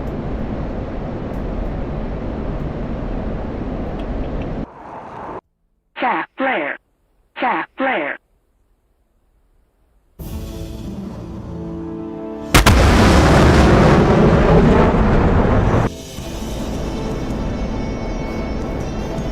£3,200. All right, coming off of blower and bunting.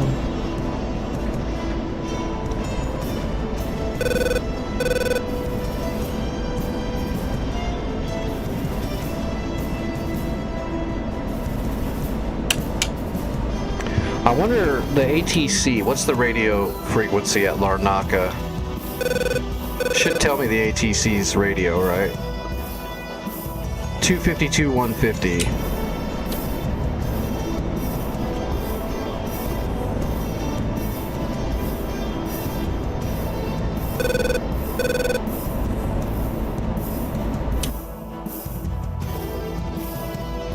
Yep, okay.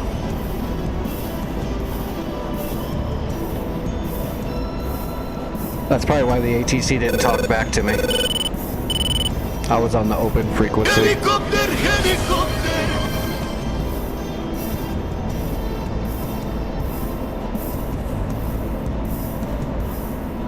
I'm definitely not taking a helicopter over the channel. That's not gonna happen.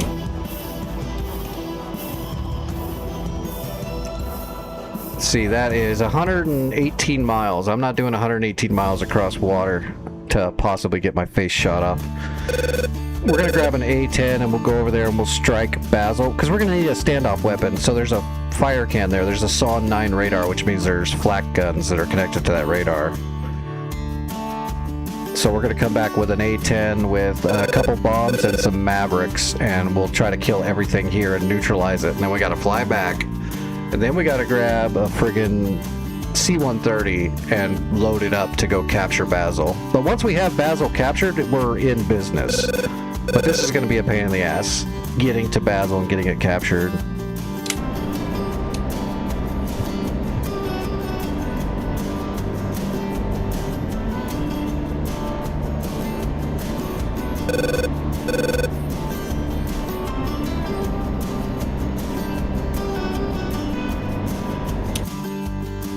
New cheese! Your data link's turned off.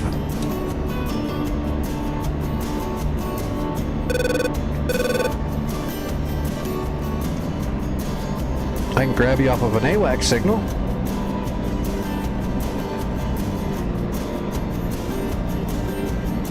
Wonder where he's going. Wonder what he's packing. Oh no! There's an MI8 at hotel. He's gonna repair the SAMs I just blew up. Isn't that a bitch? Yeah, that's what he's doing. He just dropped off his crate. As soon as he lands, he's gonna repair. Look, there's the SAM radar right there I just blew up. He's gonna repair that. I bet. I bet. I don't know for sure, but he's definitely gonna repair something. He's got arms. And no missiles. That's a long shot. I wonder what radar he might be shooting at the fire cam. No, that looks like a dead shot. Yeah, that looks like a dead fish.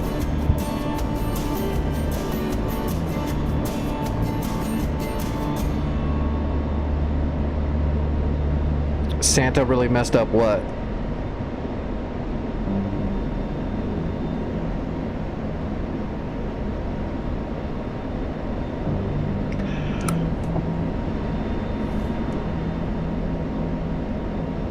How far are we? 65 miles? We can call the ATC at 65 miles, just to see if this works now. COM 1, 25215, yep. He should respond now. Inbound.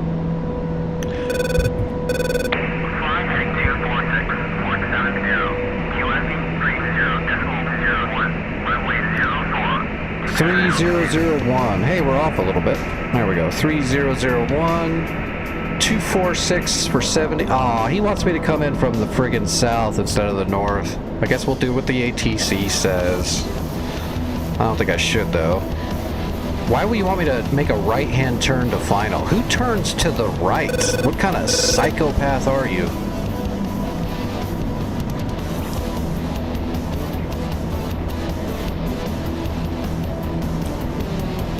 All right, 246 for 70.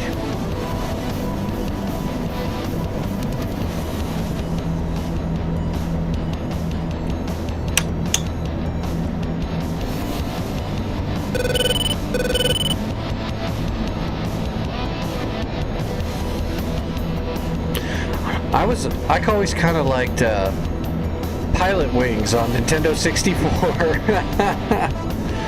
Or was it just regular Nintendo? I can't remember. It was Pilot Wings something. I loved how it was this game supposed to be about piloting, and then when we got it, it was like about parachuting and some other crap. And it was all funky.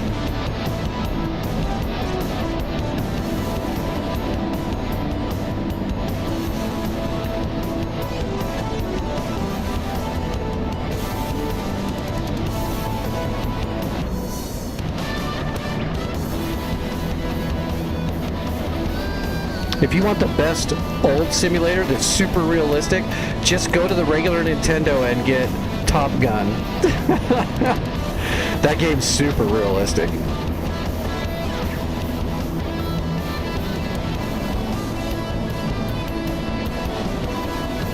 And if you like fishing, get the Jaws game.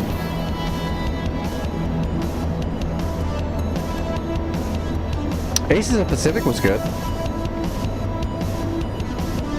There was an older one that was, I mean, it wasn't realistic, but it was super fun. I'm trying to remember what it was called.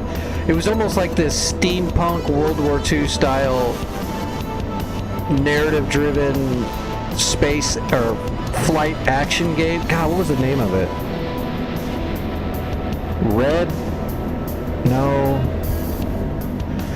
Crimson Skies? Is that what it was called? I think it was on like Xbox, like the original Xbox. I want to say it was called Red Sky or Crimson Sky or Sanguine Sky, something like that. That was actually fun. It wasn't realistic to flying, but it was fun.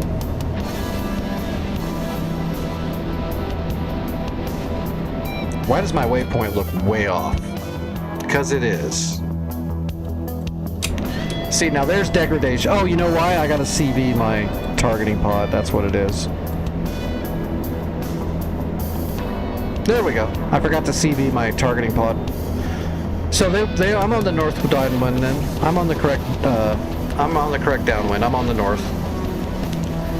I forgot to CV the targeting pod off. So my waypoint 8 was to a SPI.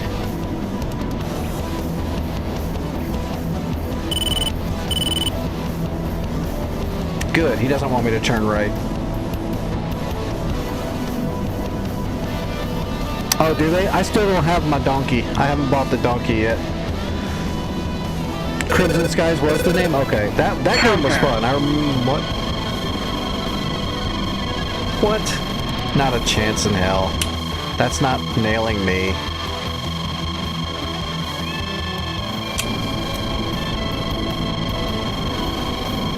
Yeah, I remember playing Crimson Sky when I was young, and I thought that was really fun. I was actually flying by then when I played that. Bingo. Bingo. That's called fuel management right there. Bingo, and the runway's in sight. Alright, we're idle. We are a glider. Yeah, it was like a steampunky World War II kind of steampunky Ace Combat for sure.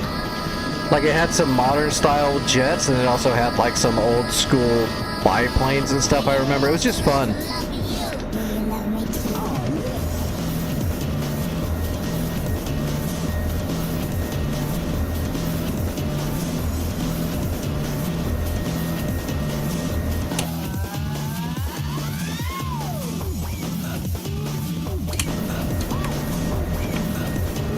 We got some people showing up. Doomhammer and an A10A model.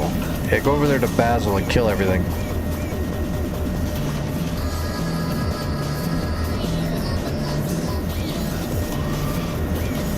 Oh, cheese went down.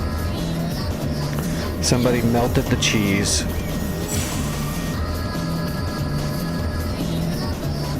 Unexpected convertible.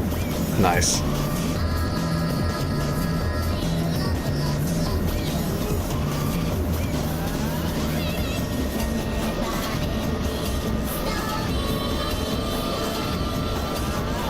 I don't know, they might have cut the cheese or maybe even squirted out the cheese when they ejected.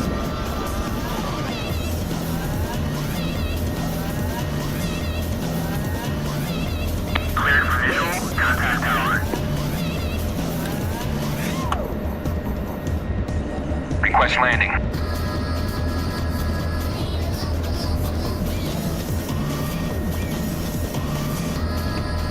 Nope, not gonna talk to me anymore. Yeah, see, now my waypoint's closer to the runway. This is still the same jet. So that's one of the Viper issues in DCS is the waypoints move a little bit on you. They're not quite right. Altitude. Altitude. Alright, we are in the north downwind. Port's coming out.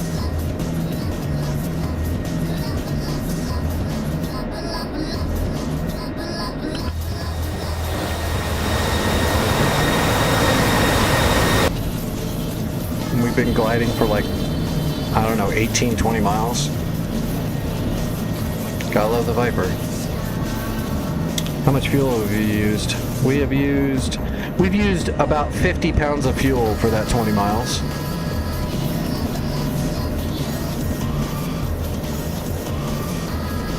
Alright, we gotta use fuel now though.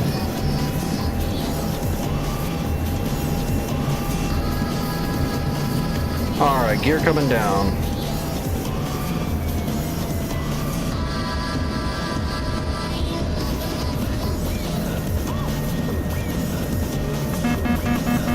Warning, warning, warning.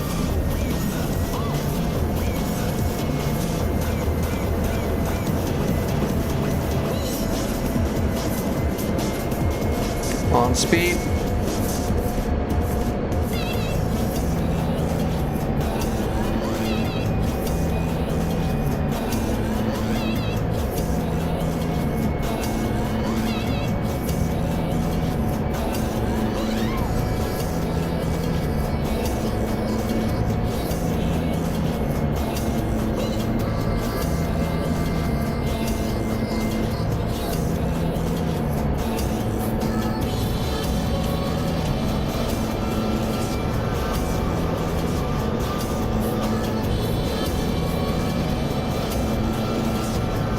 That would definitely be interesting.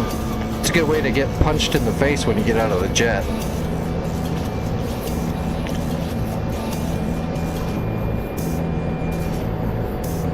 Although at least when you're in the cockpit, you're getting cycled air, so it's not like you're getting Dutch ovened, but still pretty shitty thing to do.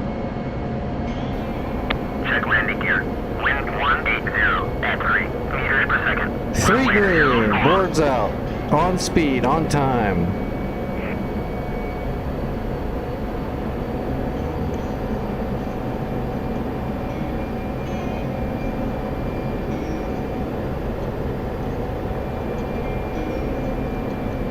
Rolling thunder, calling down my name. Why don't you hear me wander?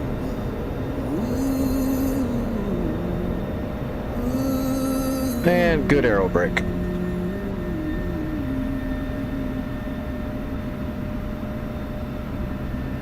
Alright, so yeah, I guess we're gonna grab a strike craft and get over the channel and start attacking targets at Basel. If we're gonna have a chance to capture it tonight, we gotta go for it. Even if they do repair the SAM system at Hotel, we'll just have to stay away from Hotel. We need to clear Basel. Shining just like skin. Why don't you hear me wander?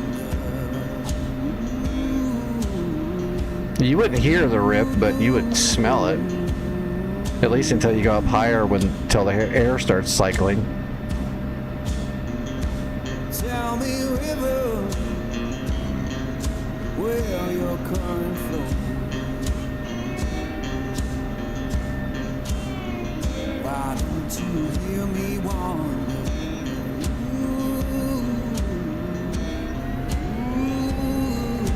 To share a mark point in the Viper, I believe you have to make sure you're actually both in the same data link group. So you'd have to go into your data link page, go under list, D-link is on E, and then you have to sequence over, and then you'd have to make sure you'd have to get your numbers set up so that you're both in each other's data link. And then when you select the mark point, it'll automatically show it. But you have to make sure you're in the same data link. So you'd have to get his ID numbers and put them in yours, and he'd have to get yours and put them in his. And you'd want to put them into the left list. That's your main data links, and then your actual members, and the one on the right, I believe, is the donors. Ain't coming back no more. Why don't you hear me wander? But then you'll see other people's information in your hammocks and all that stuff then. Who've been whispering since I've been gone so long? Freedom calling. So what Gremlin is saying is hold your farts until you're above 10,000 feet. Or them's be fighting actions.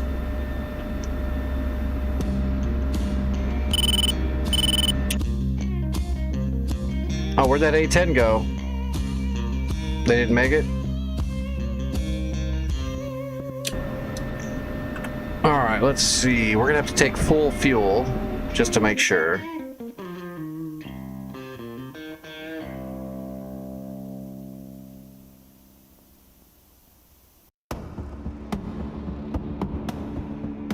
I guess we'll take the shit pod just in case. It's not gonna help that much, but might as well.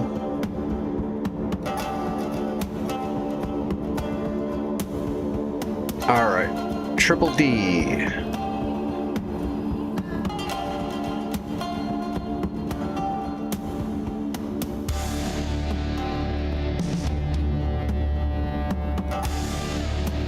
How much weight does that give us? Yeah, that's a lot of weight already.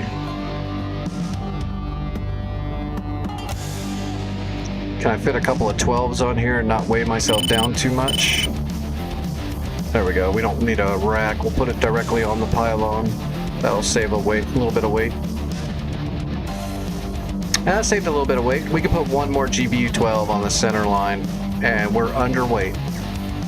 There we go. 6 Mavericks, 7 heat rockets, and 3 GBU 12s, and then all of our gun ammo. That's going to have to be enough to kill everything. Hopefully it is. We're going to have to shoot the flak guns with our Mavericks, and then we'll have to look around and make sure there's no shore ads in the area too. Kill those. And then we'll move in bombs and guns. Just have to take our time so we don't get hit by a shore ad that's hiding in a tree line somewhere. Or something gets repaired and spawns right below us.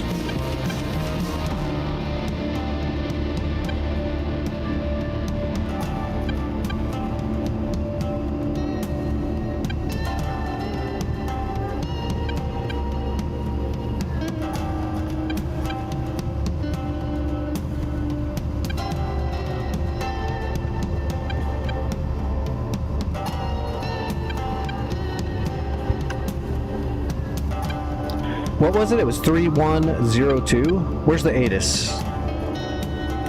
Did I miss the ATIS, or is it just not come up yet?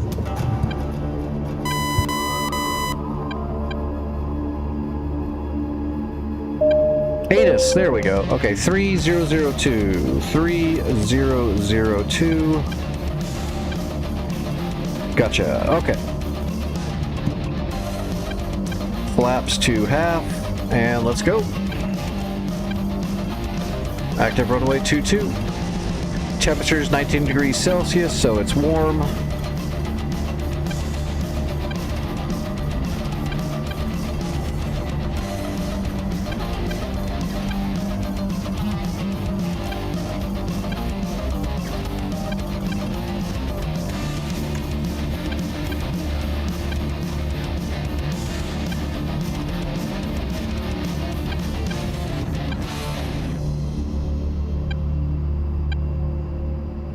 I love what they did with the A10, but they should have put like the paper bag and everything on the front dash. Got the bungee cord across the top, but you know, like your paperwork and your folder bag and stuff, you'd slide right up there. Strap it down.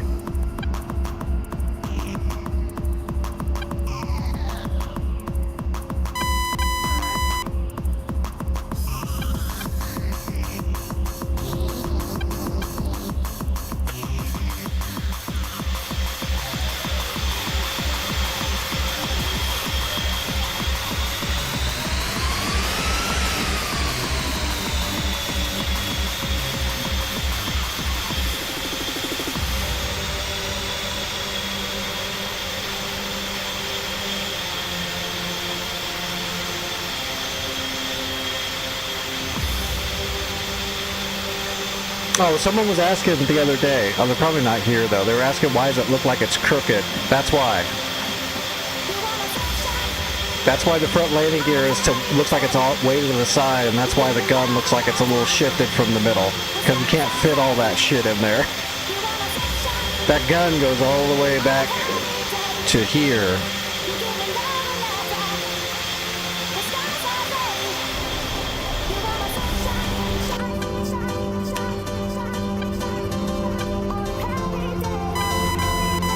Oh, is there anybody coming or going? Nope, we got it. Yep, all us.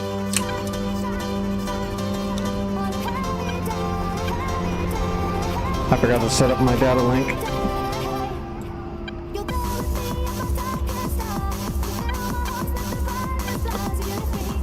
Alright, net ID, own ID,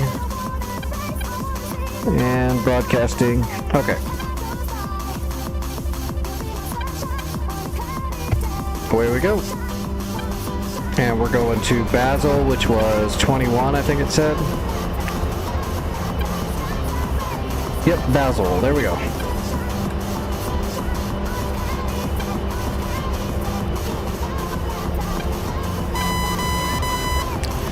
It's going to take us a few minutes to get over there.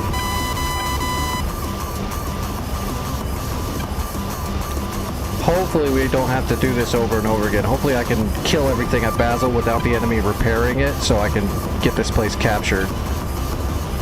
But if not, you know, we'll just keep doing what we can do.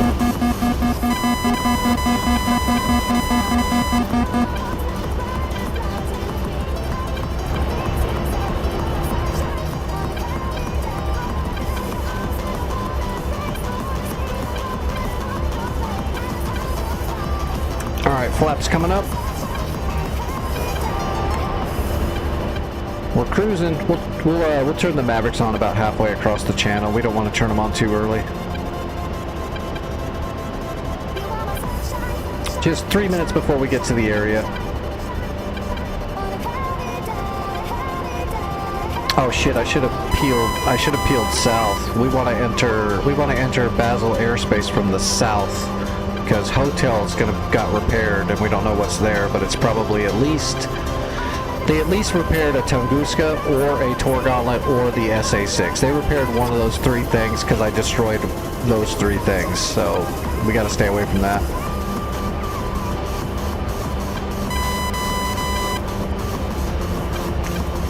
Alright, so there's Basel right there. So let's head to the south and let's gain altitude.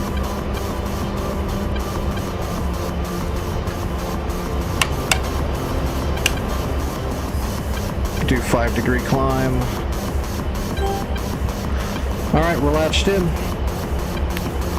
smoke them if you got them again. Oh, should I take, yeah, I need to take medicine. Wow, it's already almost 11? Damn. Time is flying.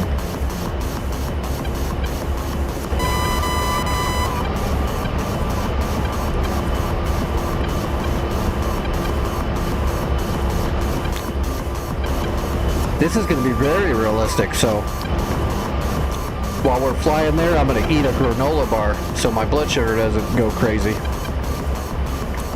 That's very A10, just flying around eating fucking power bars,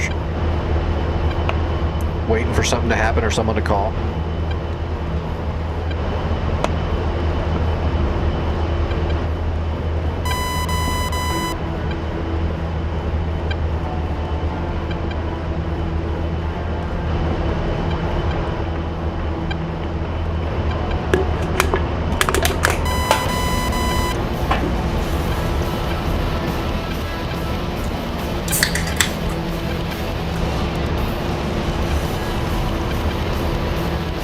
I'm gonna shut off the mic while I eat this little granola bar.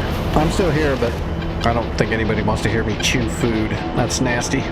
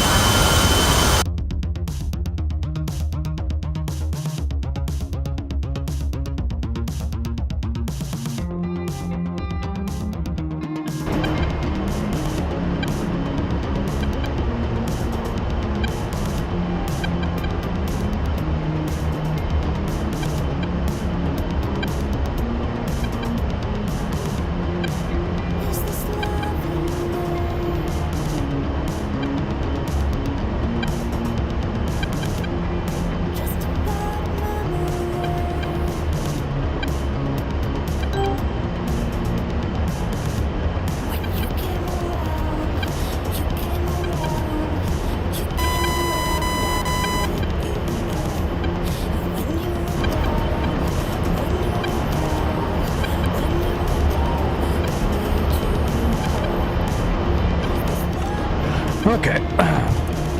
Granola is in me.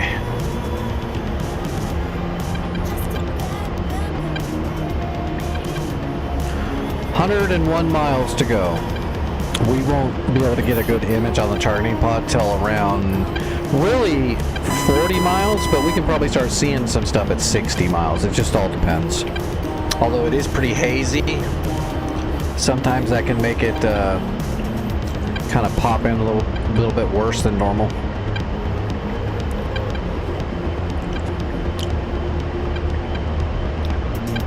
I've only known a few people that have wrote books, Hatch, and none of them have ever said they get consistent money out of their book.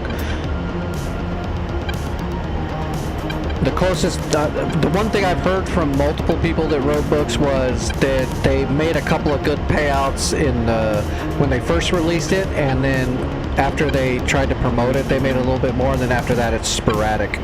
That's what they told me personally, though. I don't know. I've never written a book. But that's what I've been told by a couple different people.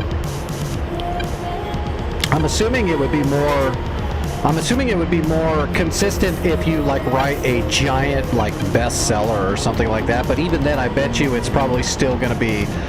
I would say the period of time that you make good money off of it is probably still the first year or whatever, and then it's going to be sporadic after that.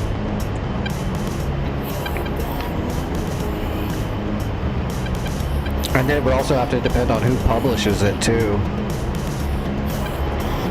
Some of them have different kind of deals. Some of them publish and you get a decent percentage of the sales at the launch, and then the percentage goes down over time and stuff to where your sporadic payments are really crap after a while.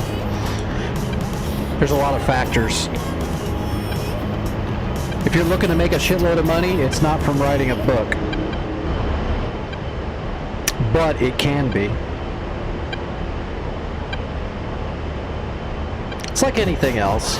If you write a book, like let's say you're going to make a fictional story, right? If you make a really good fictional story and it takes off, you might make a decent amount of money for a period of time, but it's going to fall off. So you have to make another book in that same vein to keep that popularity going. It would be like streaming. If you can stream and there's enough people that watch your streams and enjoy it, you might slowly make a little bit of money, but you're never going to make a ton of money. Probably, because most people don't make money or make very much money. But if you do find a way that makes a little bit of money and it's something you can do, then you got to kind of keep doing it.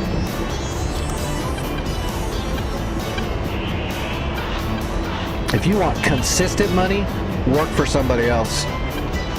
That would be my biggest piece of advice. If you just want to make good, consistent, dependable money, get a job that's a good job. There is no like super dependable, consistent money that you make on your own, unless it's creating a business that has some kind of product that makes consistent money. And even then, consistency is a fleeting thing.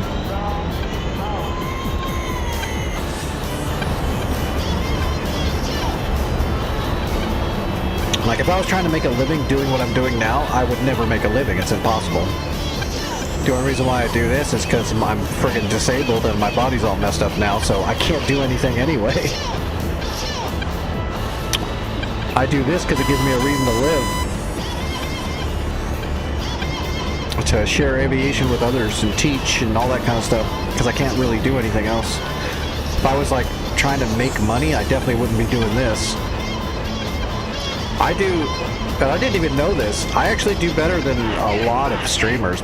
And I don't make shit.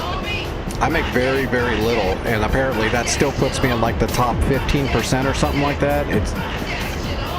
So there's a lot of people that do it, and most don't make anything. Kind of like OnlyFans. Just because some one girl makes all this money off of some people, that doesn't mean all these women make all this money, because most of them don't. Most of them lie about it to try to create the illusion, because people think if somebody makes a bunch of money, then they should make more, or so on.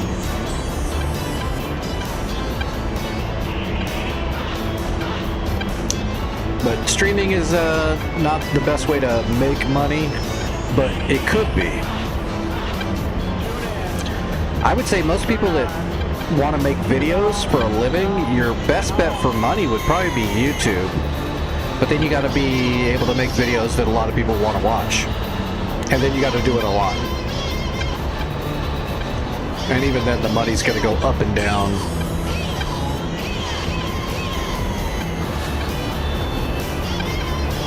It is, yes. That is absolutely correct, Hatch. It is not. money you rely. Any work like that is never reliable, ever. You can have a bestseller and you only make 2 big paydays, and then the rest of it is fleeting.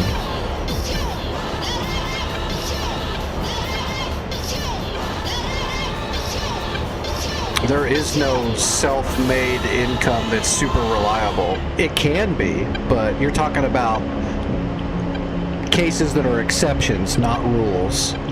So you can't make big, huge life decisions off of extremely rare exceptions.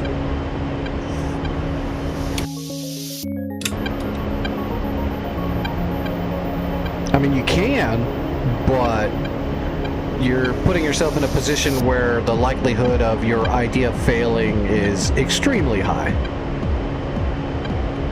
Kind of like people that are like, I'm gonna go to Hollywood and become an actor, or I'm gonna go to Tennessee and become a songwriter.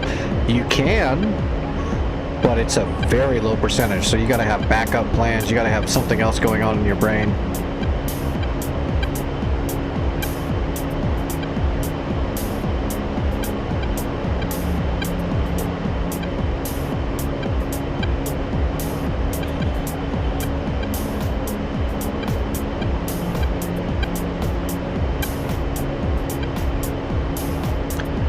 Alright, 63 miles to Basel. Let's get nose on.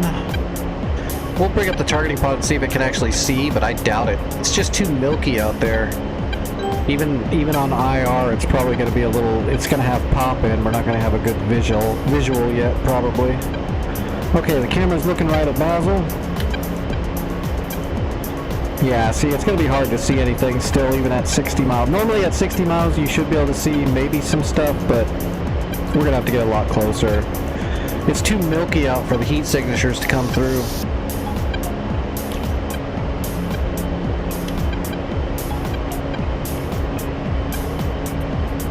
That might be something. That's a building of some sort. Okay, there you go. There was something there. Yeah, we'll have to wait.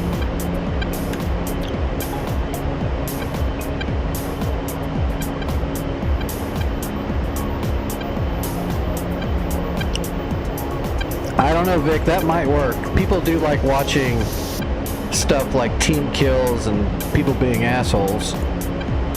I don't know if you'd want to have that audience, though. That's the kind of audience that'll eat you when they're done eating everything else.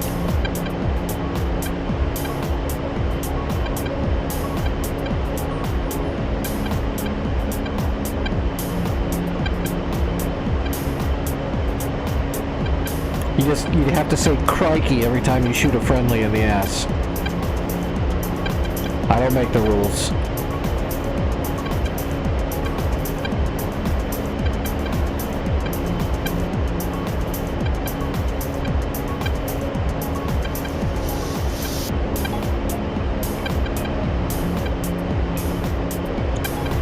Look at that fuel. That's why the A10's awesome. Look at how much fuel we've used. Almost no fuel. You can stay on station in this thing forever. And you can air-to-air refuel. So if you got a tanker around, you can basically stay on station for days.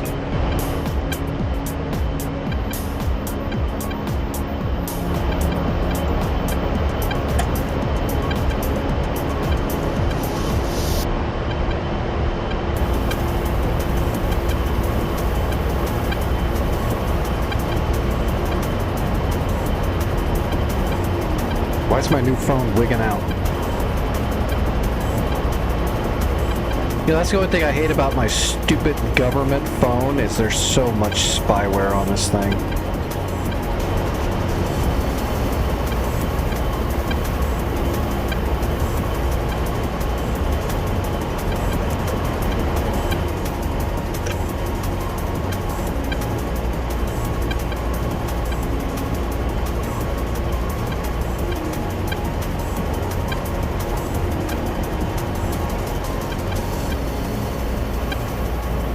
Alright, 45 miles.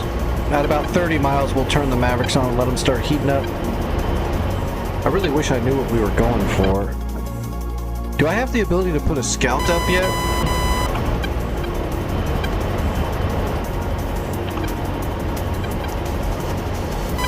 What's our budget? What? That was a mistake. What's our budget? Oh, we got tons of money we've made. Yay, we have money finally. Other shop. JTAC Intel. Okay, I can actually put, damn it, I wish I would have known that. I'm going to put an AM 9-line over Basel. We're about to find out what they have here.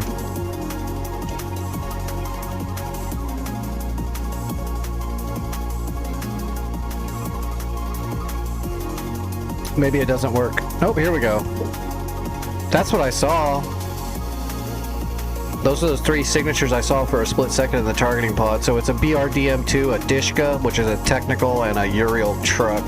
That's it. Oh, I'm gonna kill all that shit so easy. Well, wait, we gotta wait for the scout to get all the way over here. There might be more.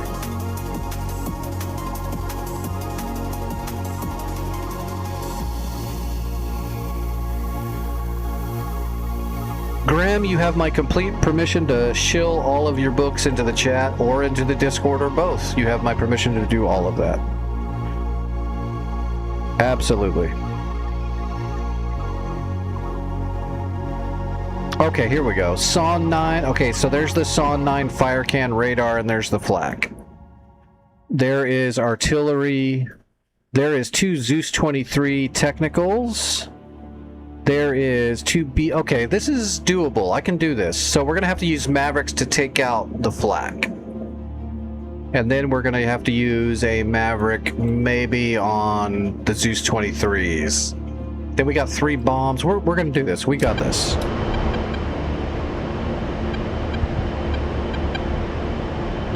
Yeah, Greg, if you want to, you can literally, if you want to, you can go into the Discord and put links to your pages where you sell your books. That's fine.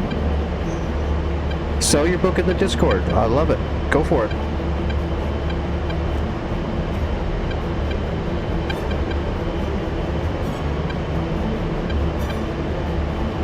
The only thing I ask is if you make $5 billion, then you give me some money. But as long as you don't make $5 billion, just keep it all. I don't want anything from you.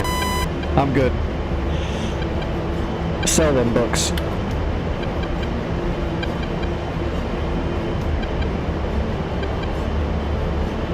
Okay, there's the flak guns.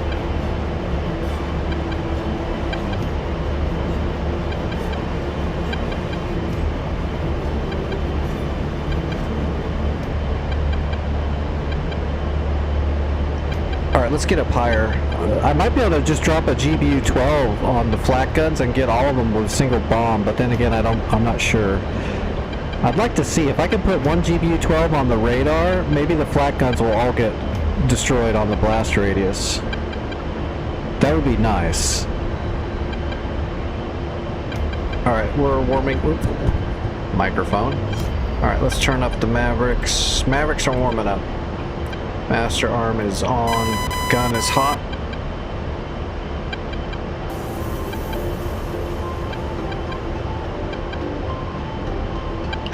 If you want to build me a PC, I will accept that.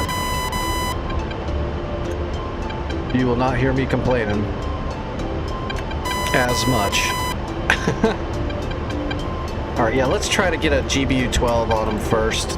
That'll save me a lot of headache on where I spend ammo.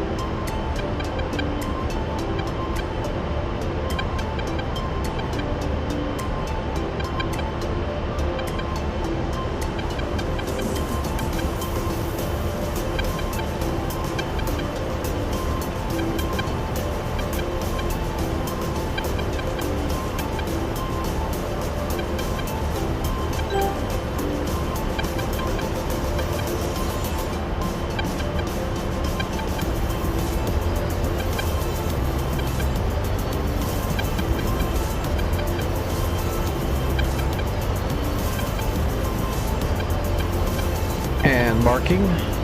Alright. We're ready to drop a bomb. Unless I start seeing flak coming up. Hopefully we're high enough and we'll be coming in hard from far enough.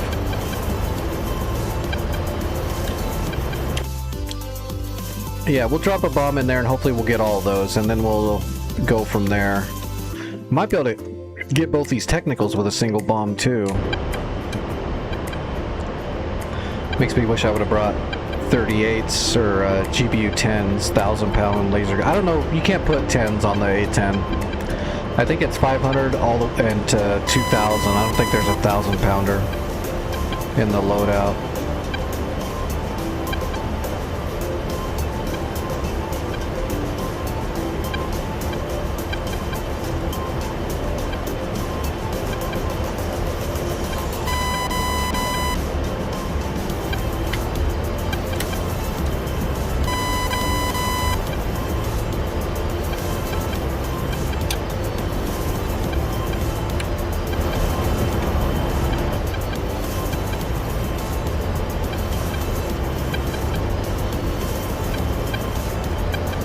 Right at the bottom, right beneath it.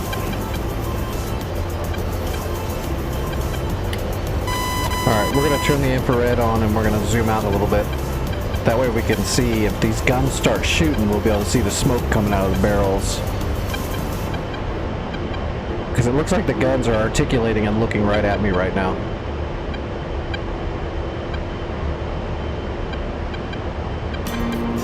We gotta drop this bomb and then I gotta keep the targeting pod on it for the entire drop. So we're gonna bank right and then come back around to the left and then we'll fire the laser.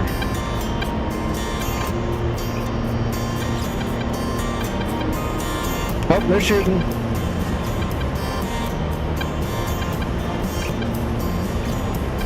Yep, they're shooting and I don't have a timer yet, so we are pulling off.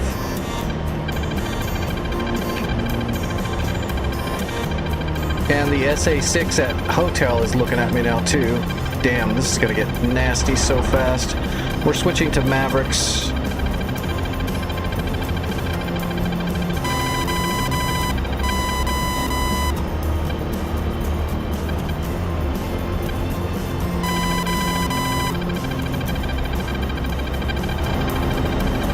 Look at all that flak.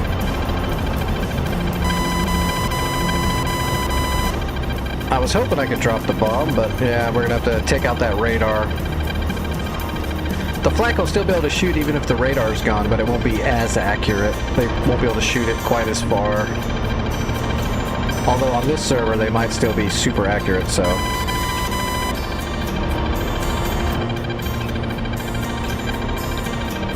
Good old North Pole hardcore. Actually, let's head down farther south anyway so that that SA-6 doesn't want to try to sling a shot at me. Where'd those other two guys go? Did they? Yeah, they bailed. They got shot down and bailed. That's too bad.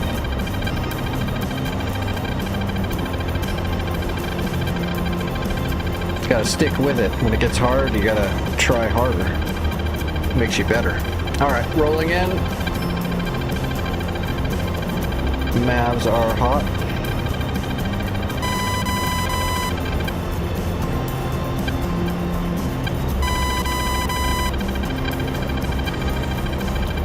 Alright, slaving the Maverick to the targeting pod. And rifle one. Alright, let's peel south and let that Maverick take out that radar.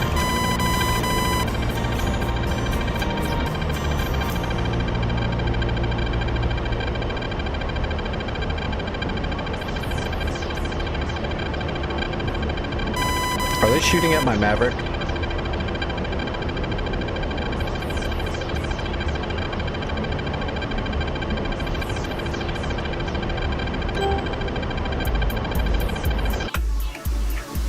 It's a long Maverick shot.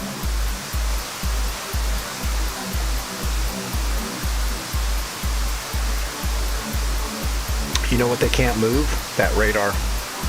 It's dead no matter what. Unfortunately, the blast radius on the Maverick's not going to be big enough to take out all of those guns. I don't think the GBU 12 would either, but it was worth a shot.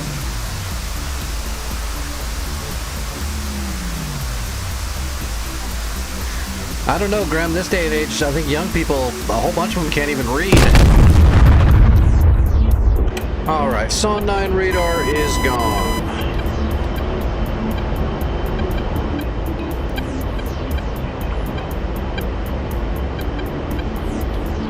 I wonder if it's going to let me drop a bomb now. Let's find out.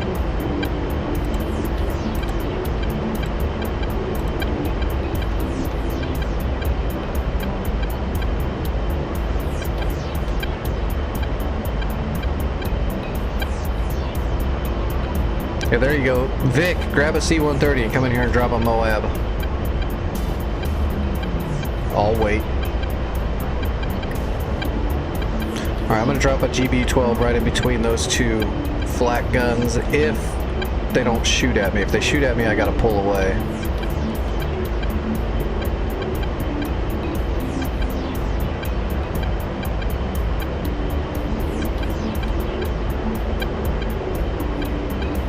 Let's climb back up above 13,000.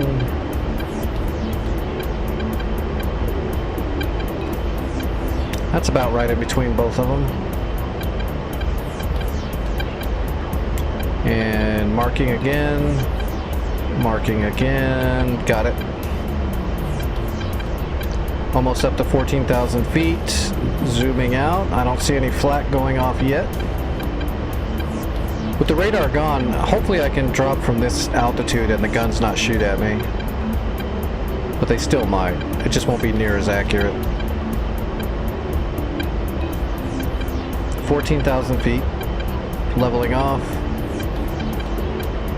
Latched.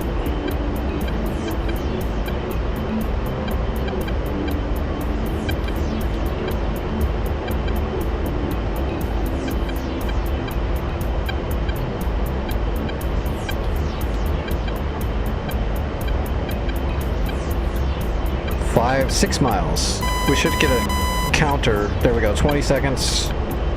Still no fire. This bomb's going to be good.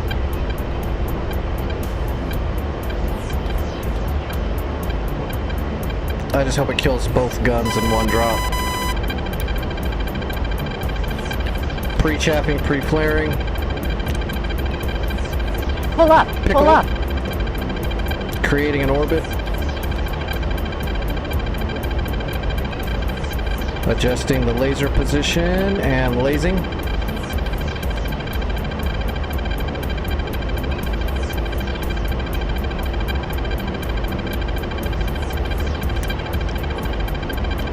Alright, nothing left but the crying. Oh shit. SA-6 is firing on me? Are you kidding? Come on, bomb hit.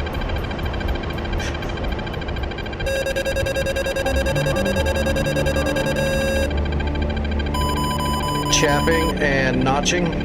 Lasers off.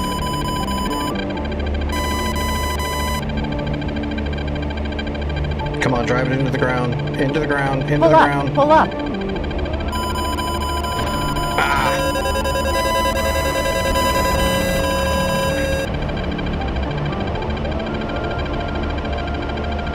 Damn, he got me in my electronics.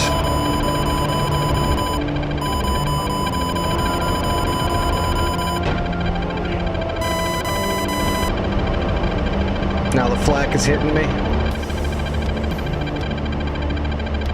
Well, this sucks. I don't know if I'm going to be able to do this on my own over the channel like this. I don't think I'm going to be able to get this done on my own.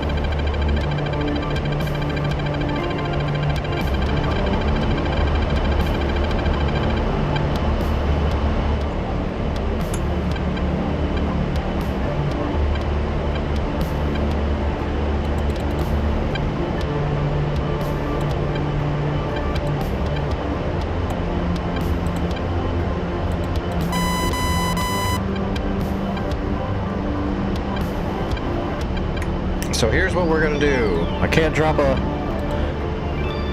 What I'm gonna do is I'm gonna use my... one MFD that's still connected to my system. And I'm gonna put Mavericks onto it. And I'm gonna fire these things from the Maverick head like this is an old school A10, so at least we can get our Mavericks off.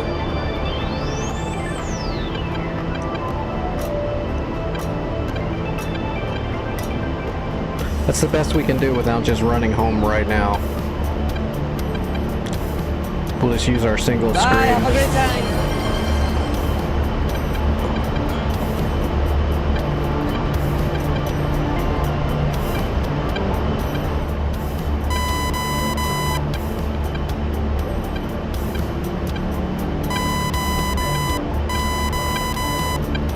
Oh, take it easy, Hatch. Monetize more? My channel is monetized, I just don't make much money. I make money, I make a little bit of money off of subs, and, well, I mean, that's what I make is subs. The ad revenue is the ad revenue is pretty garbage. Twitch seems to take a lot of the ad revenue. And then other times my ad revenue will be what it usually is, but they'll take less, so I'll get more, but it's not much. Like, I don't even get monthly money guaranteed or anything like that. But again, I'm not doing it for the money. Money is nice and it helps get medicine and stuff like that, but I do it for love of aviation, and my disabled ass can't do anything else.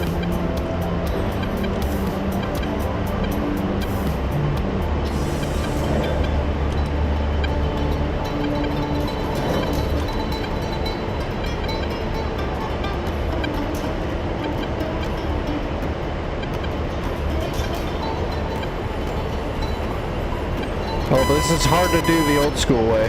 Got it. I think we have 2 Mavericks left, or just 1? We have 2 Mavericks left.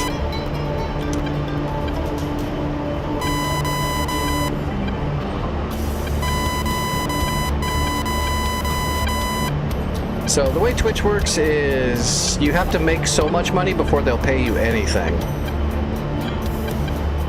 There's like a line, and if you make less than that line, then they just hold on to it until you get above that line. So I usually make money every other month. When I first started out, I made money like every 4 months.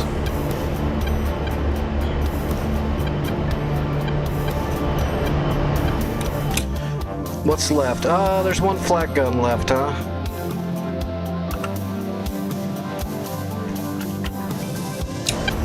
We're gonna kill that flat gun, you better believe it. And then we'll probably RTB because I'm not gonna be able to get a lot done without my systems. Although I can probably shoot my rockets, but the problem is there's those 2 technicals over there. If I go in low, those technicals are gonna shred me. This is a North Pole server. They're not gonna miss.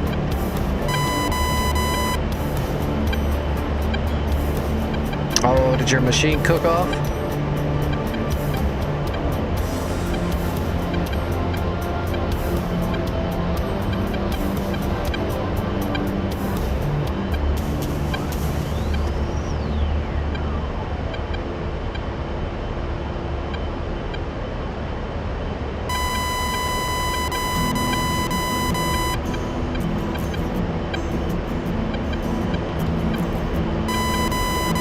That one on the lower left there.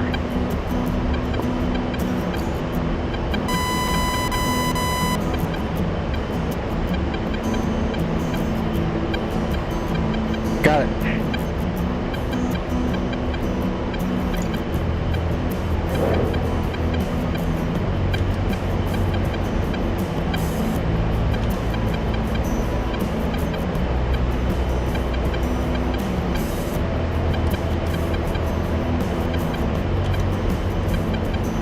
Back around. I know where those technicals are roughly.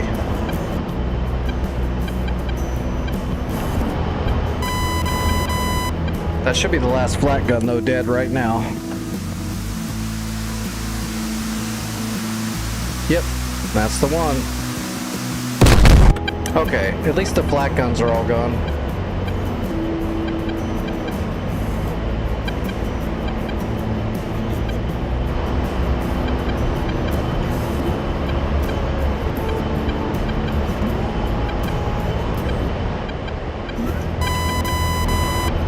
I think they're, yeah, okay, they're right there. I need to find these 2 idiots right here, because those are dangerous. If I get those 2 things out of the way, I might actually be able to neutralize this place with my damaged A10, because I'm just a baller like that. It's just real hard to do. I can't get hit anymore. My engines are still good right now, but they're not actually good. They're both running pretty bad. But they're not failing yet. In all reality, I should be RTB right now. Because I don't know how long these engines are gonna last. But I'm not leaking hide. I'm not venting.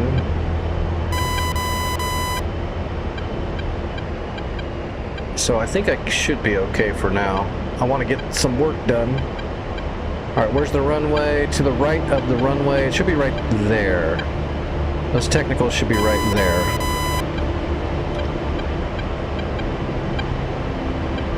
Oh, I don't see them. There they are. Got it. Maverick away. Hopefully that'll kill them both. If that kills them both, we're set. Yeah, this engine will absolutely get us all the way to the scene of the crash. That's 100% guarantee. It will make it all the way to the scene of the crash. Okay, Mavericks are gone. Let's go back to the targeting pod. Alright, we need to find... Right there is where that technical was. Yep, right there. Boom! One of them went down.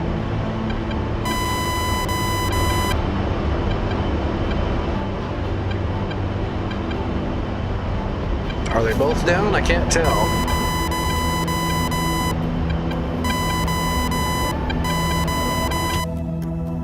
Nope. One of them lived and he's running. Yeah, you keep running, buddy. Alright, gun's hot. I hope. Let me waz it. Yep, gun is hot. We're going in. Let me see if I can get a target track on this guy.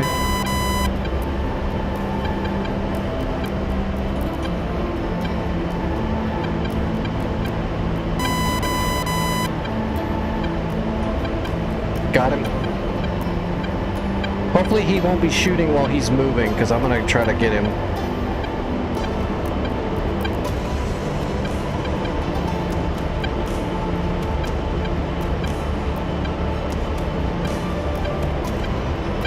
I got invited to Operation Wags, but it was weeks and weeks ago, and because they didn't tell me until it was close, I mean, I was already scheduled to, I wasn't going to be here, so I had to miss it, unfortunately. I wish I could have participated. I got the invite, but I couldn't make it.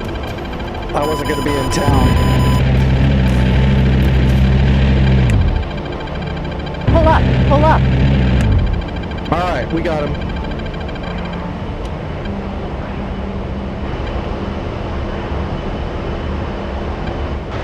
Whoa, whoa, what was that? Is there a man pad? I think there's a man pad. I got both technicals, but something else is down there. I think it was a SHORAD. I gotta get out of here. We're RTB. All my systems are out.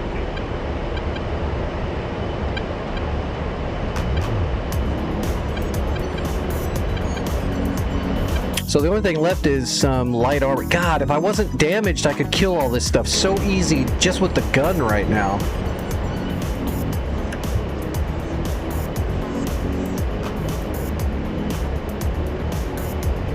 Oh yeah, right engine's out. Splitting the throttles. Give me a sec. Oops. Alright, splitting the throttles. Shutting off the right engine.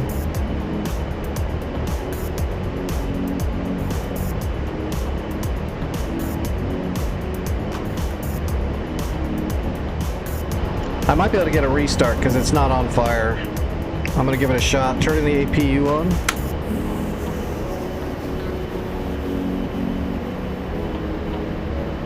Let's get rid of everything we don't need.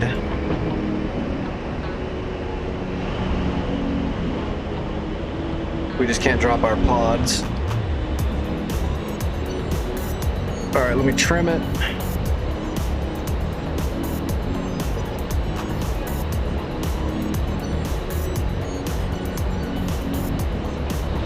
Alright, APU is hot, turning on the generator.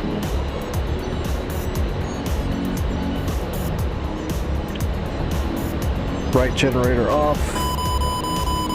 Oh, shit on me. I can't maneuver. I'm chapping it. It's best I can do. It's an SA6 shot. If it hits me, we gotta jump out. I think I chapped it off.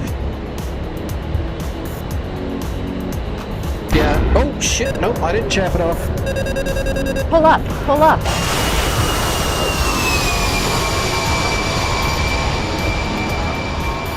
Well, at least we can put the throttles back together.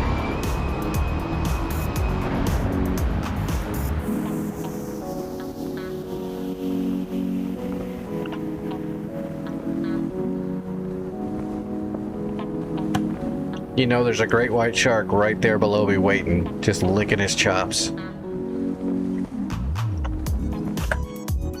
So what's left to bomb here? Not much. Problem is that friggin' Sam is back up. SA6. Oh, there's a Tor Gauntlet too.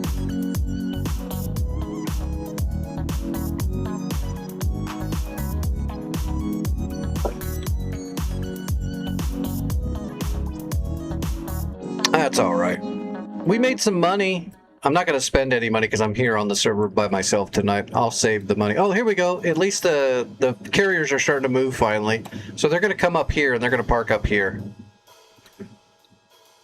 So I'm moving the fleet up now that we control it. It's going to take like I don't know, it's going to take at least like 2 hours for it to get all the way up there. So tomorrow our fleet will be in position.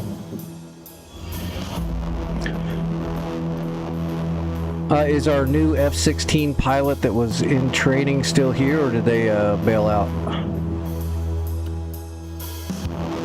I think they left. I haven't seen anybody. It was what was his name? AWP, I think?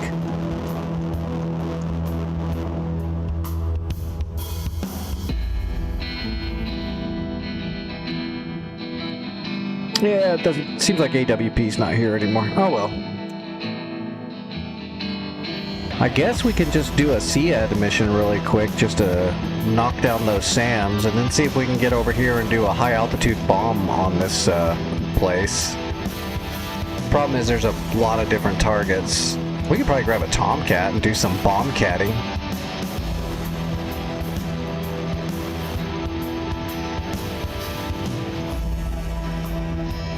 What do you need a pointer on, Trife?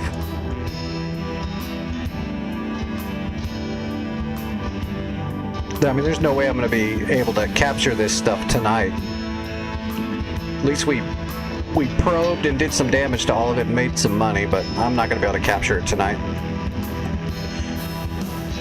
So if there's something you want me to go over, tonight's a good night for that.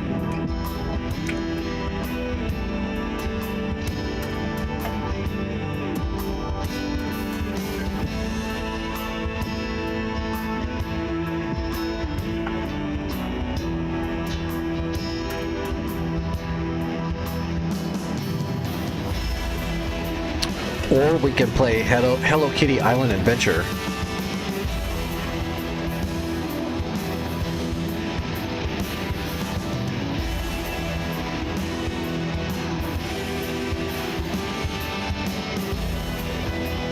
Sure.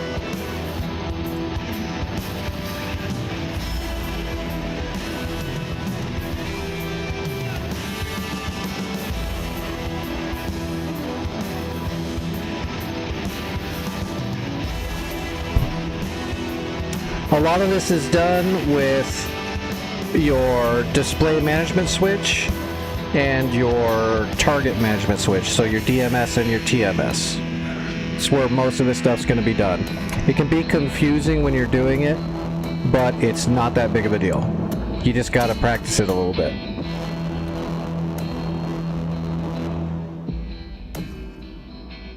Just because depending on where your soy is, changes what your TMS does. So until you've done it a few times, sometimes it can be confusing. But I'll try to break it down as simplistically as I can. I also have a video somewhere that I made, probably for Vic. It's a private video, and If you want, ask Vic in Discord and he can probably give you the link to that video. It's a private YouTube video I made for him to learn this stuff. I think I did that for you, Vic. If not, I'm wrong and I made it for somebody else and I don't remember who.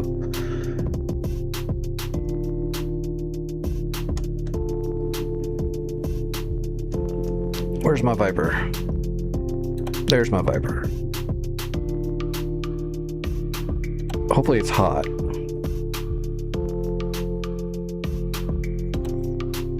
It is hot! Hey, and it's already got bombs and it's already got Mavericks on it. Perfect, let's just get in the air.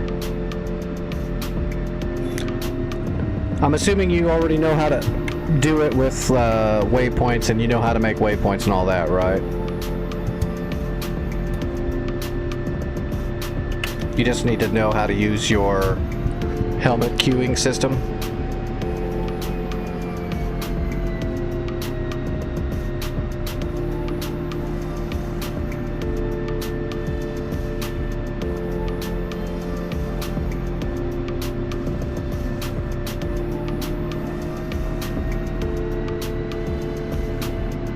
Alright, yep, I'll get up in the air and I'll go through it.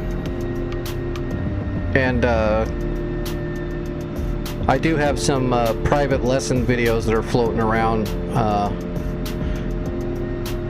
You could always ask the Discord, because I've made them for multiple people. So you can also ask in the Discord for private videos that are lessons, and I'm sure they'll link them. It's not something I like charge for or anything like that. Anybody that's a member of the channel in the Discord, just they can ask and I'll do things like that for them. There's no money involved.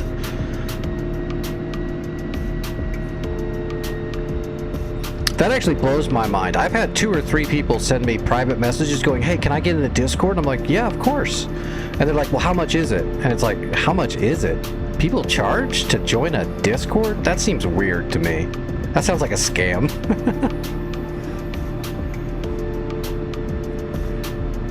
Like immediately the hairs on the back of my neck stand up a little bit. I'm like, okay, if somebody wants people to join their Discord so they have a place to congregate, but they charge for it, I immediately just start assuming this is some kind of weird money scheme.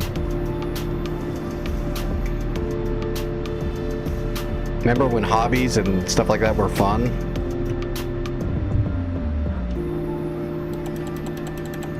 Alright, we're gonna do everything off of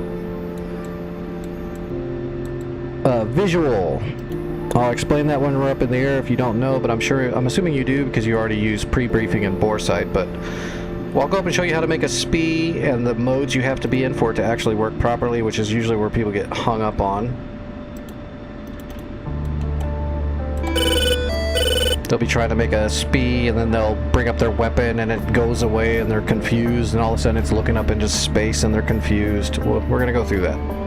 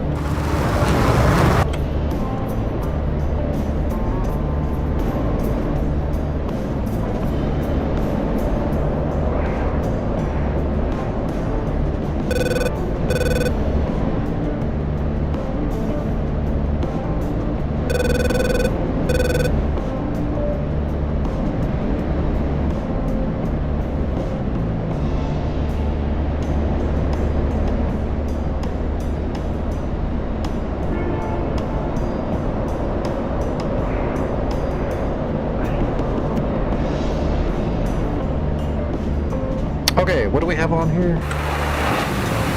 Alright, we got Mavericks and we got some laser guided bombs, so we'll go through all of those. So for starters, master arm on, air to ground mode selected. Now, depending on what you're trying to do, the mode of your weapon delivery is going to change what all this stuff does. So let's go ahead and power up the Mavericks. Leave the bombs the way they are. Go back to the Mavericks. So the Mavericks are up. If you have this set to pre, then it's automatically going to go to your waypoint, and that can mess people up, of course. From here, you're not going to be able to move around your speed properly because your Mavericks are going to go to wherever you have a waypoint set. So you want to go to visual. Right there. Bore sight is just what it is. It's just bore sight. So when it's on visual, you can see now you have your speed is on your flight vector.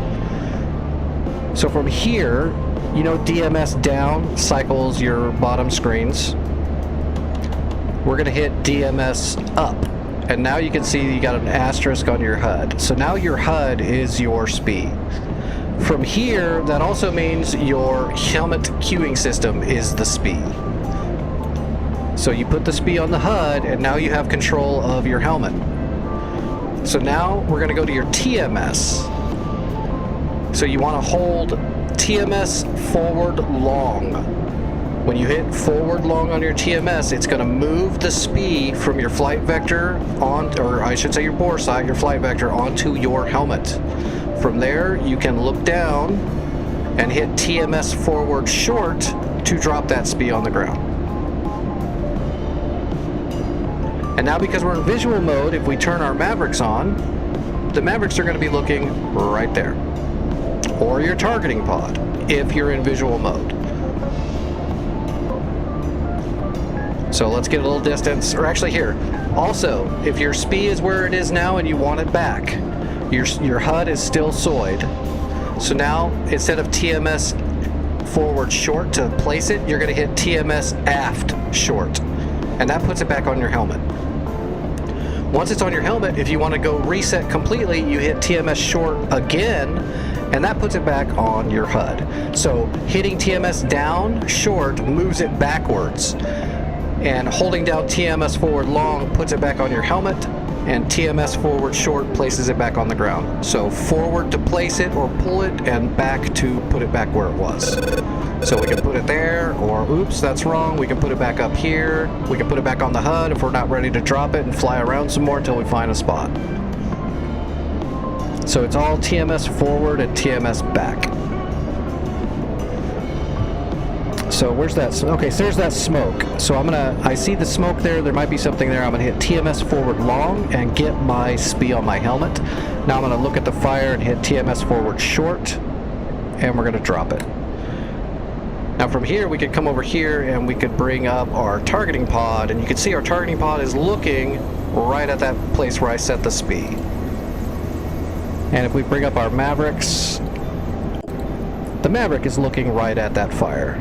So then we can hit DMS down and cycle the windows until we have control of the window.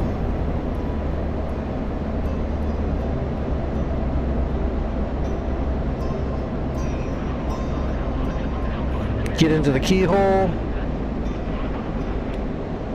Check our map. We can just use the Maverick, look around, find a target. There's a target. Get a contrast lock as soon as we can. Which actually we should get it from here.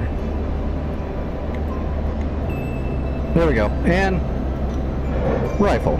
And you see the next Maverick cues onto where the SPI was. And then you can just use the Maverick like any other Maverick. And if we're done,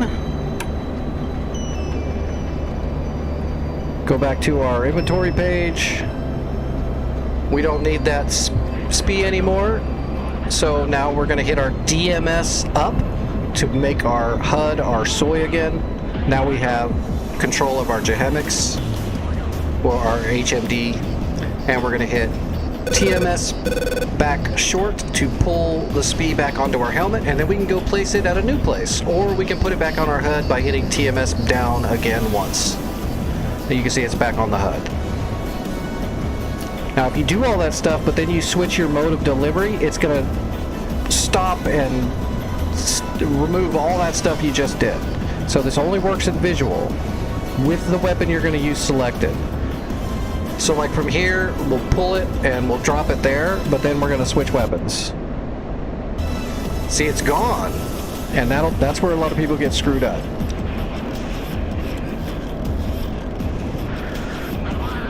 Oh, was it DTOS or LAD? I think it was LAD. So I go to I go to LAD, and now you can see there's that SPI I set with the helmet. And it's because when I switched weapons, it was on CCIP, so you lose all that information. I went to LAD, so now I've got the bomb selected. I went to LAD so I can see my SPI. From here, I make sure my HUD is soyed, and now I can grab it back. Oh, it's actually not letting me grab it. It's being buggy. Is it DTOS then that I can grab it back? Nope, that's not it. I thought it was LAD. It might be CCRP. Now CCRP is going off of waypoint.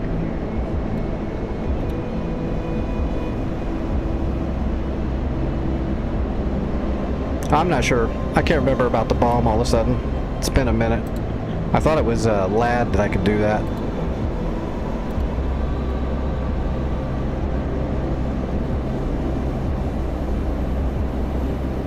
I thought you could actually do it in CCRP too, as long as you didn't have a SPI set.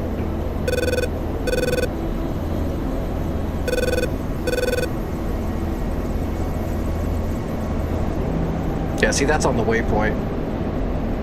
The CCRP is going off the waypoint. I'm pretty sure it was LAD. I probably just screwed something up.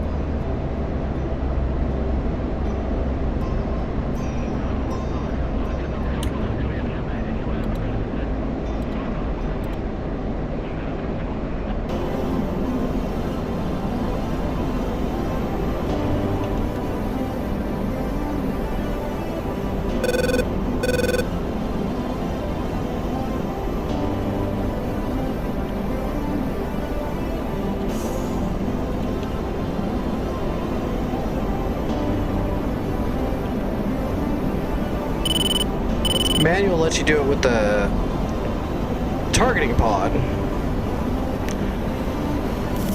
but there should have been a way to pull it back.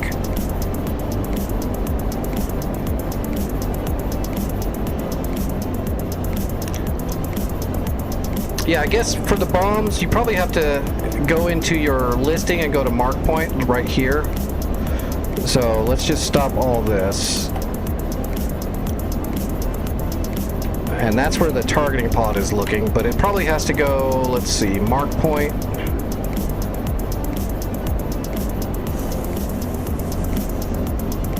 And then from mark point, so for mark point you do the TMS forward long to get that circle. This is your mark point circle. And then you can set that the same way.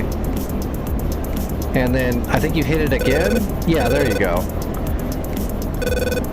So you hit mark point, and then you use your, make sure your HUD is soyed, and then you use your DMS, or hit DMS forward to make sure your HUD is soyed, then hit your TMS forward long to get the mark point circle on your HUD, and then use TMS forward short to place the mark point, and then you should be able to drop a bomb on your mark point as a CCRP.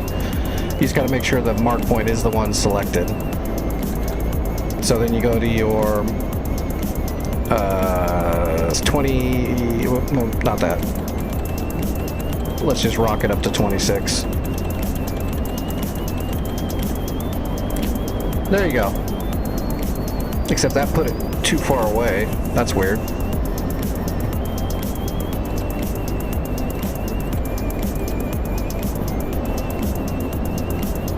I don't know why it slid that far away, but that should be the way you make a mark point. Let's try that again with mark point. Pull it here and put it right there.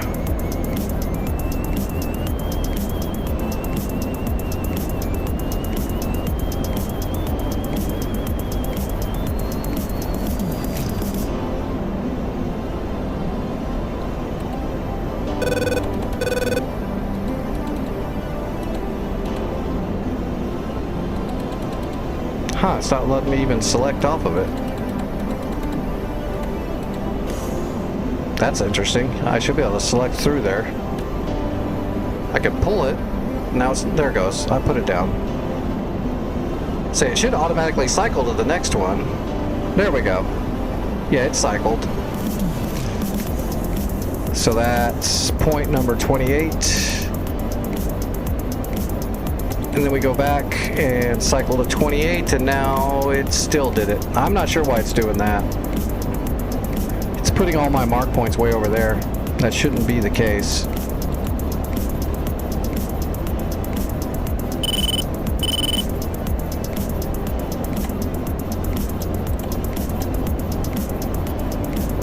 Yeah, it keeps putting them all over there.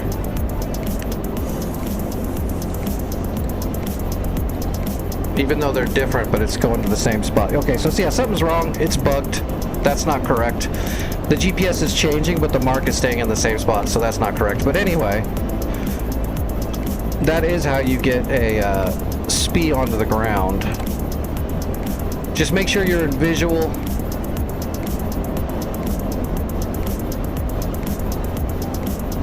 You should be able to use a mark point for dropping bombs using your helmet, but for some reason mine keeps putting them in one spot way the fuck out there when it shouldn't. But for Mavericks, it's the visual. For bombs, you got to have a SPI set already. Although, if you already have a SPI for your... that used to be the case. I don't know if I just have a bugged plane right now, but you used to be able to set your SPI on your helmet like this and then drop it wherever you want to drop it. So let's just say right there, and use that as your SPI for your Mavericks, and you should have been able to just switch to bombs and go to LAD, and it would keep the steering. It kept the same mark that time. Why did it not do that before? So you used to be able to switch to bombs and keep the same SPI as long as you were in LAD. So it did.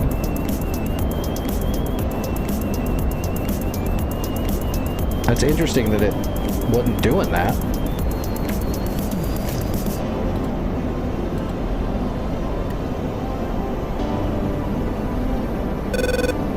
And you should be able to do it with a mark point too. And there's the original one. Huh, now it's starting to work. That is very weird.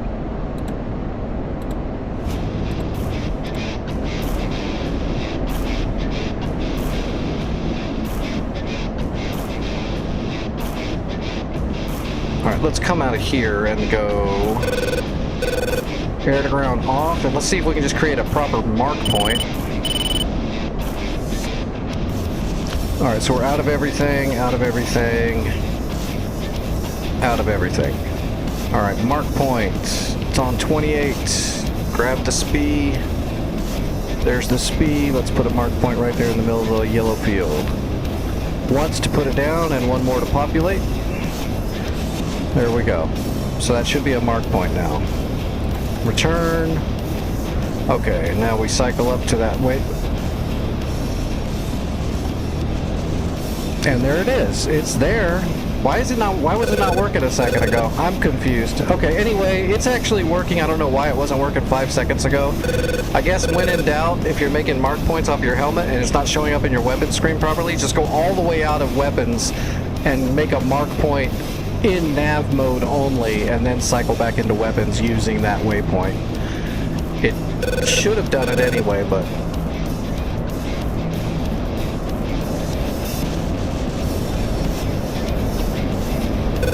we're going to switch weapons and see if it holds that. It should hold it. It's just a standard mark point waypoint now. Let me make sure it cycles off and cycles back on. Okay, off. Yep, it's still there. We'll switch to a bomb and see if it holds it. It should.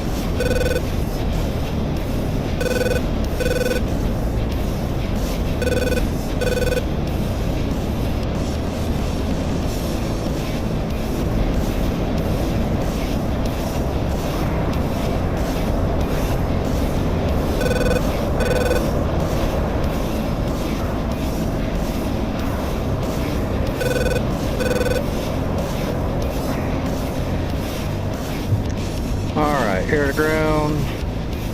Bombs are selected. We should be able to go to CCRP and it should drop on that spot. Perfect. Yeah, it's working fine. I don't know what it was wigging out before. It's right where I put it. Select the targeting pod. Targeting pod's looking right on it. Laser is armed. there's nothing there to drop it on, but you get the idea. You can use mark points as well. I would just suggest make your mark points from navigation mode. Before you could do it in weapons mode, but it's acting really weird, so just do it in nav mode.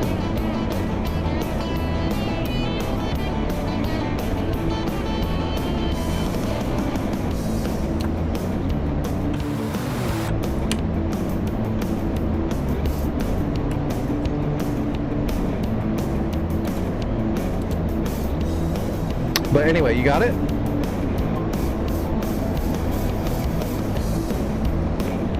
Oh, hold on, I'm getting a lot of spam requests on YouTube. Hold on, I gotta put my logo up for them.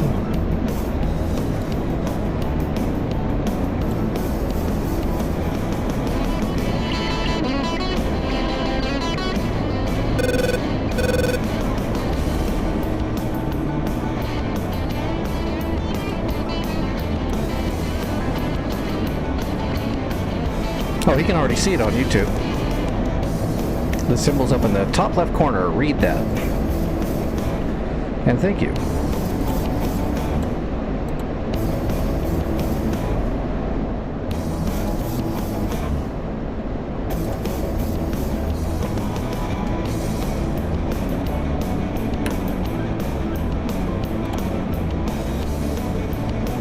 Yeah, there will be no test.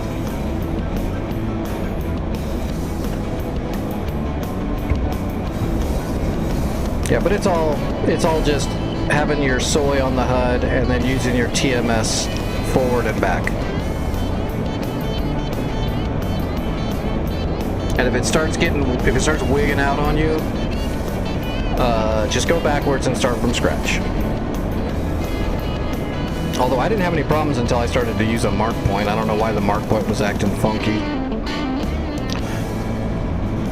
I think it was bugged just because the waypoint, I changed the actual coordinates, the GPS completely, and the waypoint still stayed where it was, so something was wigging out. The targeting pod was basically wigging out. The other thing I should have done, because it was wigging out, is the one other thing you can do when stuff wigs out like that, and for some reason your SPI system and your targeting pod are not syncing properly, like one of them's getting stuck when the other one's trying to change, which I should have gone through while that was happening. One of the main things you can do in a Viper that causes that is just go back to your menu, choose your targeting pod, and then hit your CB, and then back out of there. And that resets the targeting pod off everything, so then you can go back to setting your SPI wherever you want. See, even there, it actually put that one original point back up when I CB'd the targeting pod off.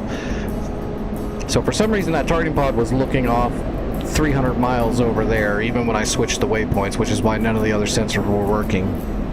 I don't know what causes that, if it was just a bugged aircraft or if that's actually an issue that the targeting pod could have in the Viper. I'm not sure. Not that I know of. But it does happen on DCS.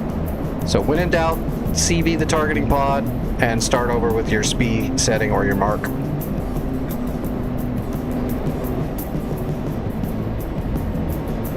Oh, we got some missiles and bombs.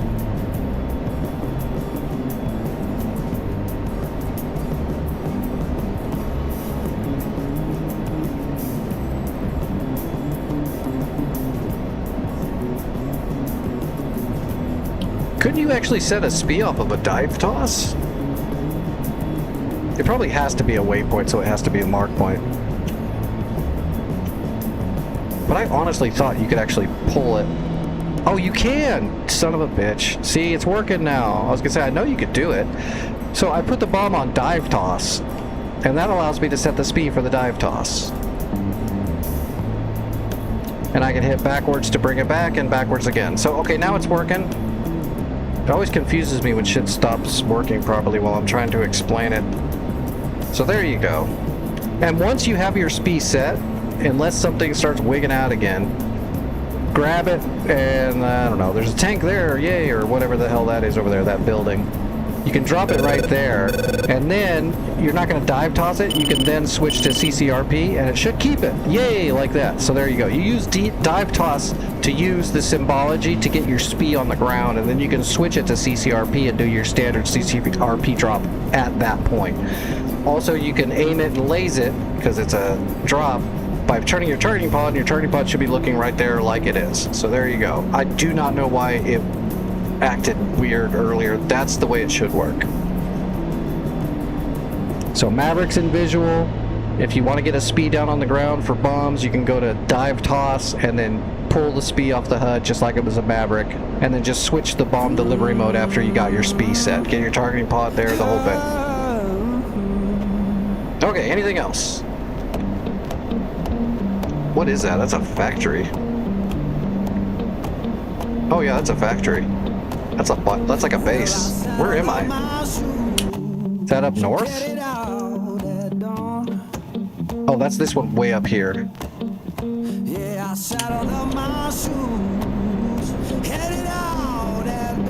Alright. CV, that resets everything.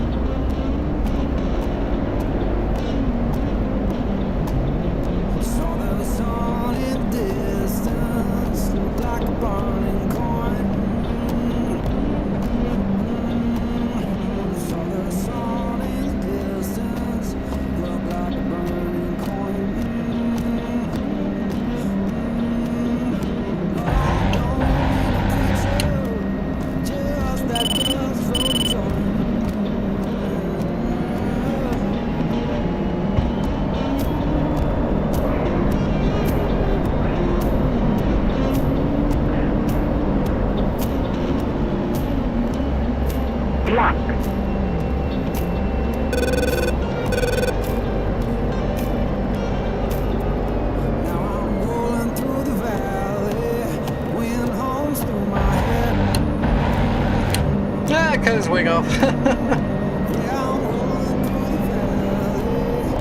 Death from above. Altitude.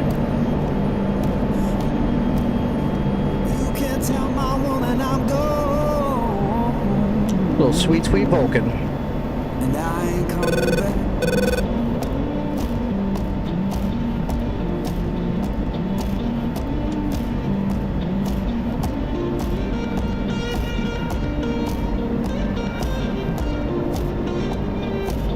Alright, has that got you all taken care of though, Trife? Or I mean, I guess for now. That wasn't the best lesson just because it wigged out on me.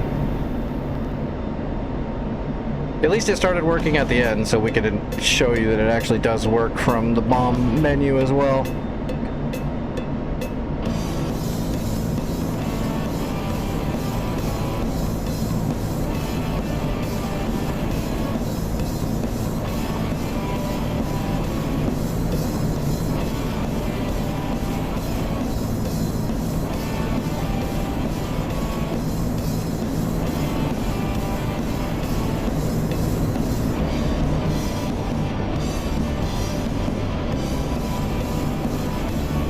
There is no back seat. This is a single seat Viper.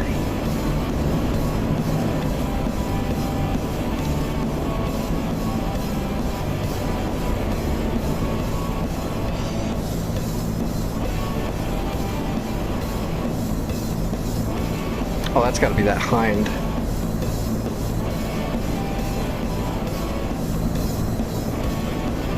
Yep, that's a hind.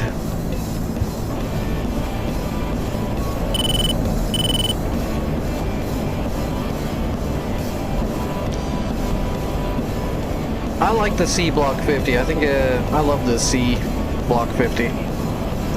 It is the Rolls Royce of Vipers. If I wanted another Viper, I'd want the N, but that was a single prototype, so that ain't gonna happen.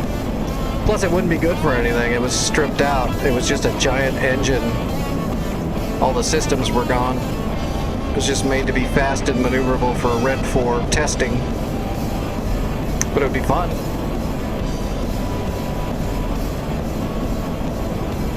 It was the only Navy Viper, the only one, the F-16N.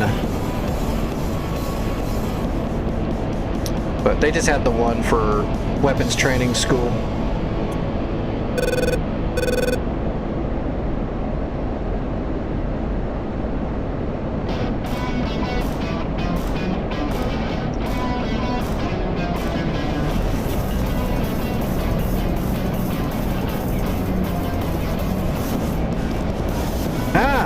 I lost my data link on that hind. That's alright, I'm just farting around. What time is it? Midnight.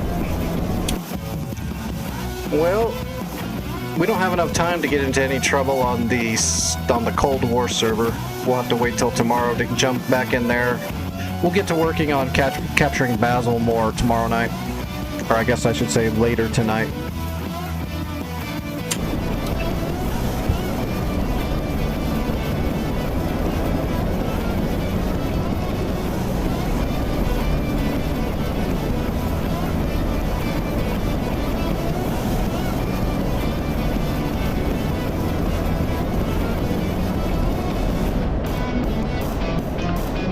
Don't worry, Galaxy. I'm almost done farting around in this thing right now. I'll eject for you before I move on. I just kind of want to shoot this hind with an AMRAM because why not? But my data link's not giving it to me. Oh, here we go.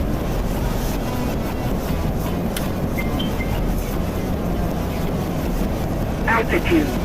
Okay, we got him now.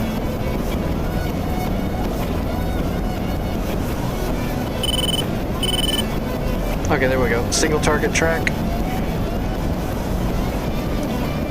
We'll shoot him with an AMRAM. That's a big enough missile for him.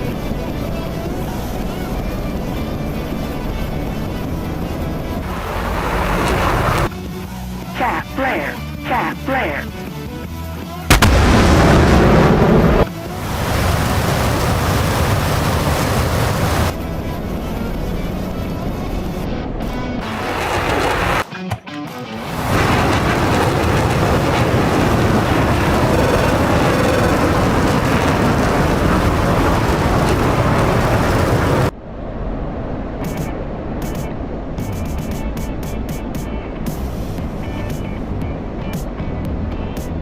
Think he's gonna make it?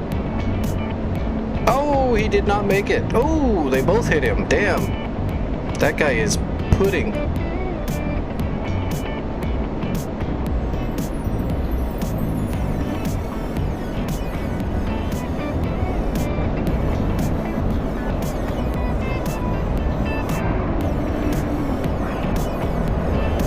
Altitude. Altitude.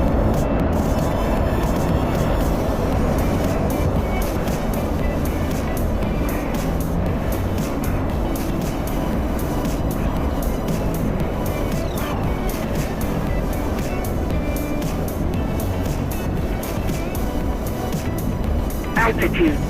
Altitude. Yeah, that would be a no survivor crash.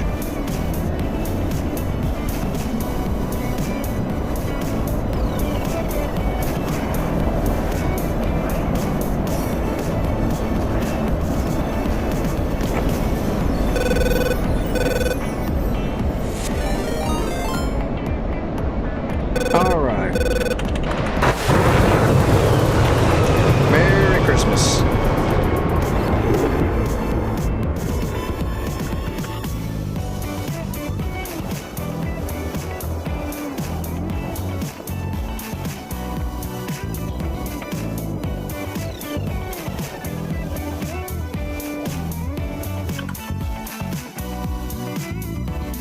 All right, everybody. I believe I'm going to call it a night.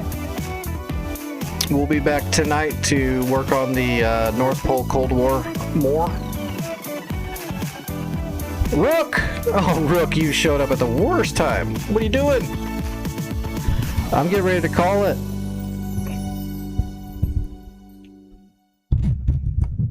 My old disabled ass is tired.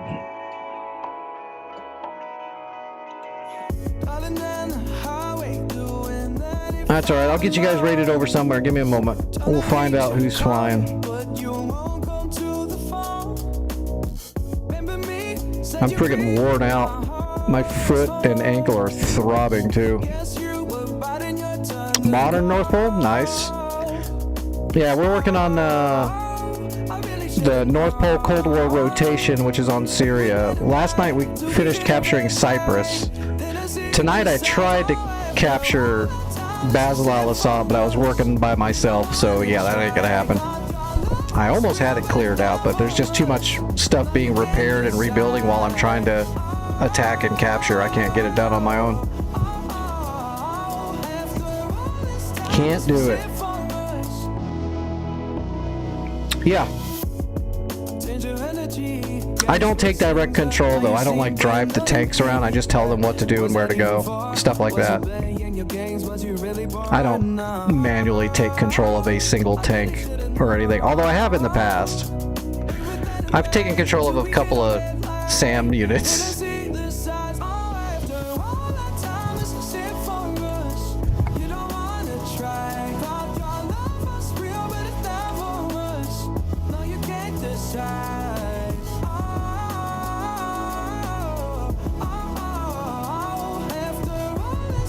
It's a hell of a good.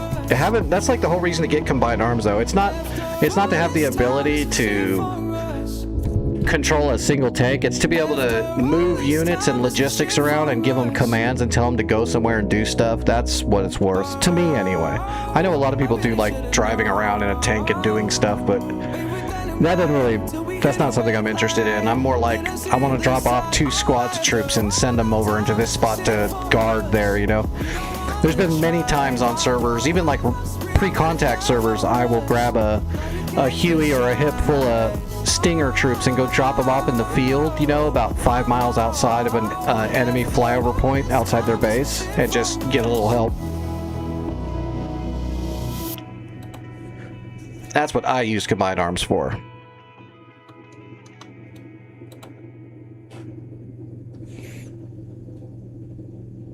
Oh, Rook 2FB is streaming. Let's raid Rook.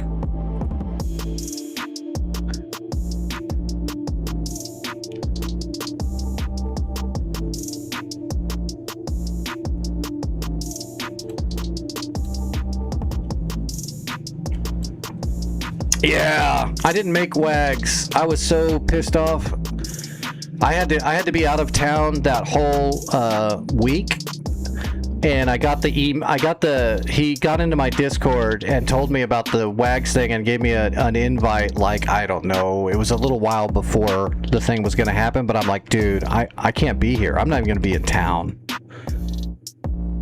So I was pretty, that sucked. Because I wanted to participate, but there's no way I could do it. I wanted to, but I couldn't do it.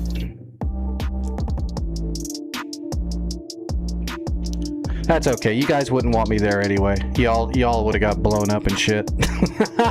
You'd have been all mad. Be like, oh, the old disabled pilot shot me down. That's not true. I probably would have got smoked by everybody. My pilot brain doesn't let me break the laws of reality as much as it could. No, I fly a bit of everything. I don't have a main. If I had a main, it was probably the A10. That's what brought me to the feast, was all my A10.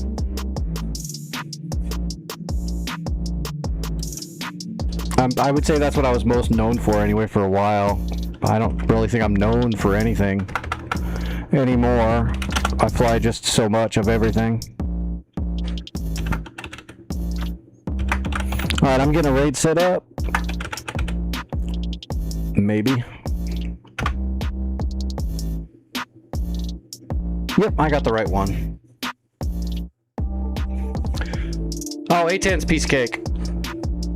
Mainly because it works. I love the Viper, but it's definitely got some bugs from time time to time, as we showed tonight. Even when you know what you're doing, it'll still fight you every now and then. All right, everybody, I am rating Chris Callis Games. We've rated him before. He's flying right now. Looks like he's in a Hornet, and he's got a whole motion rig, I believe. So give him a lot of shit.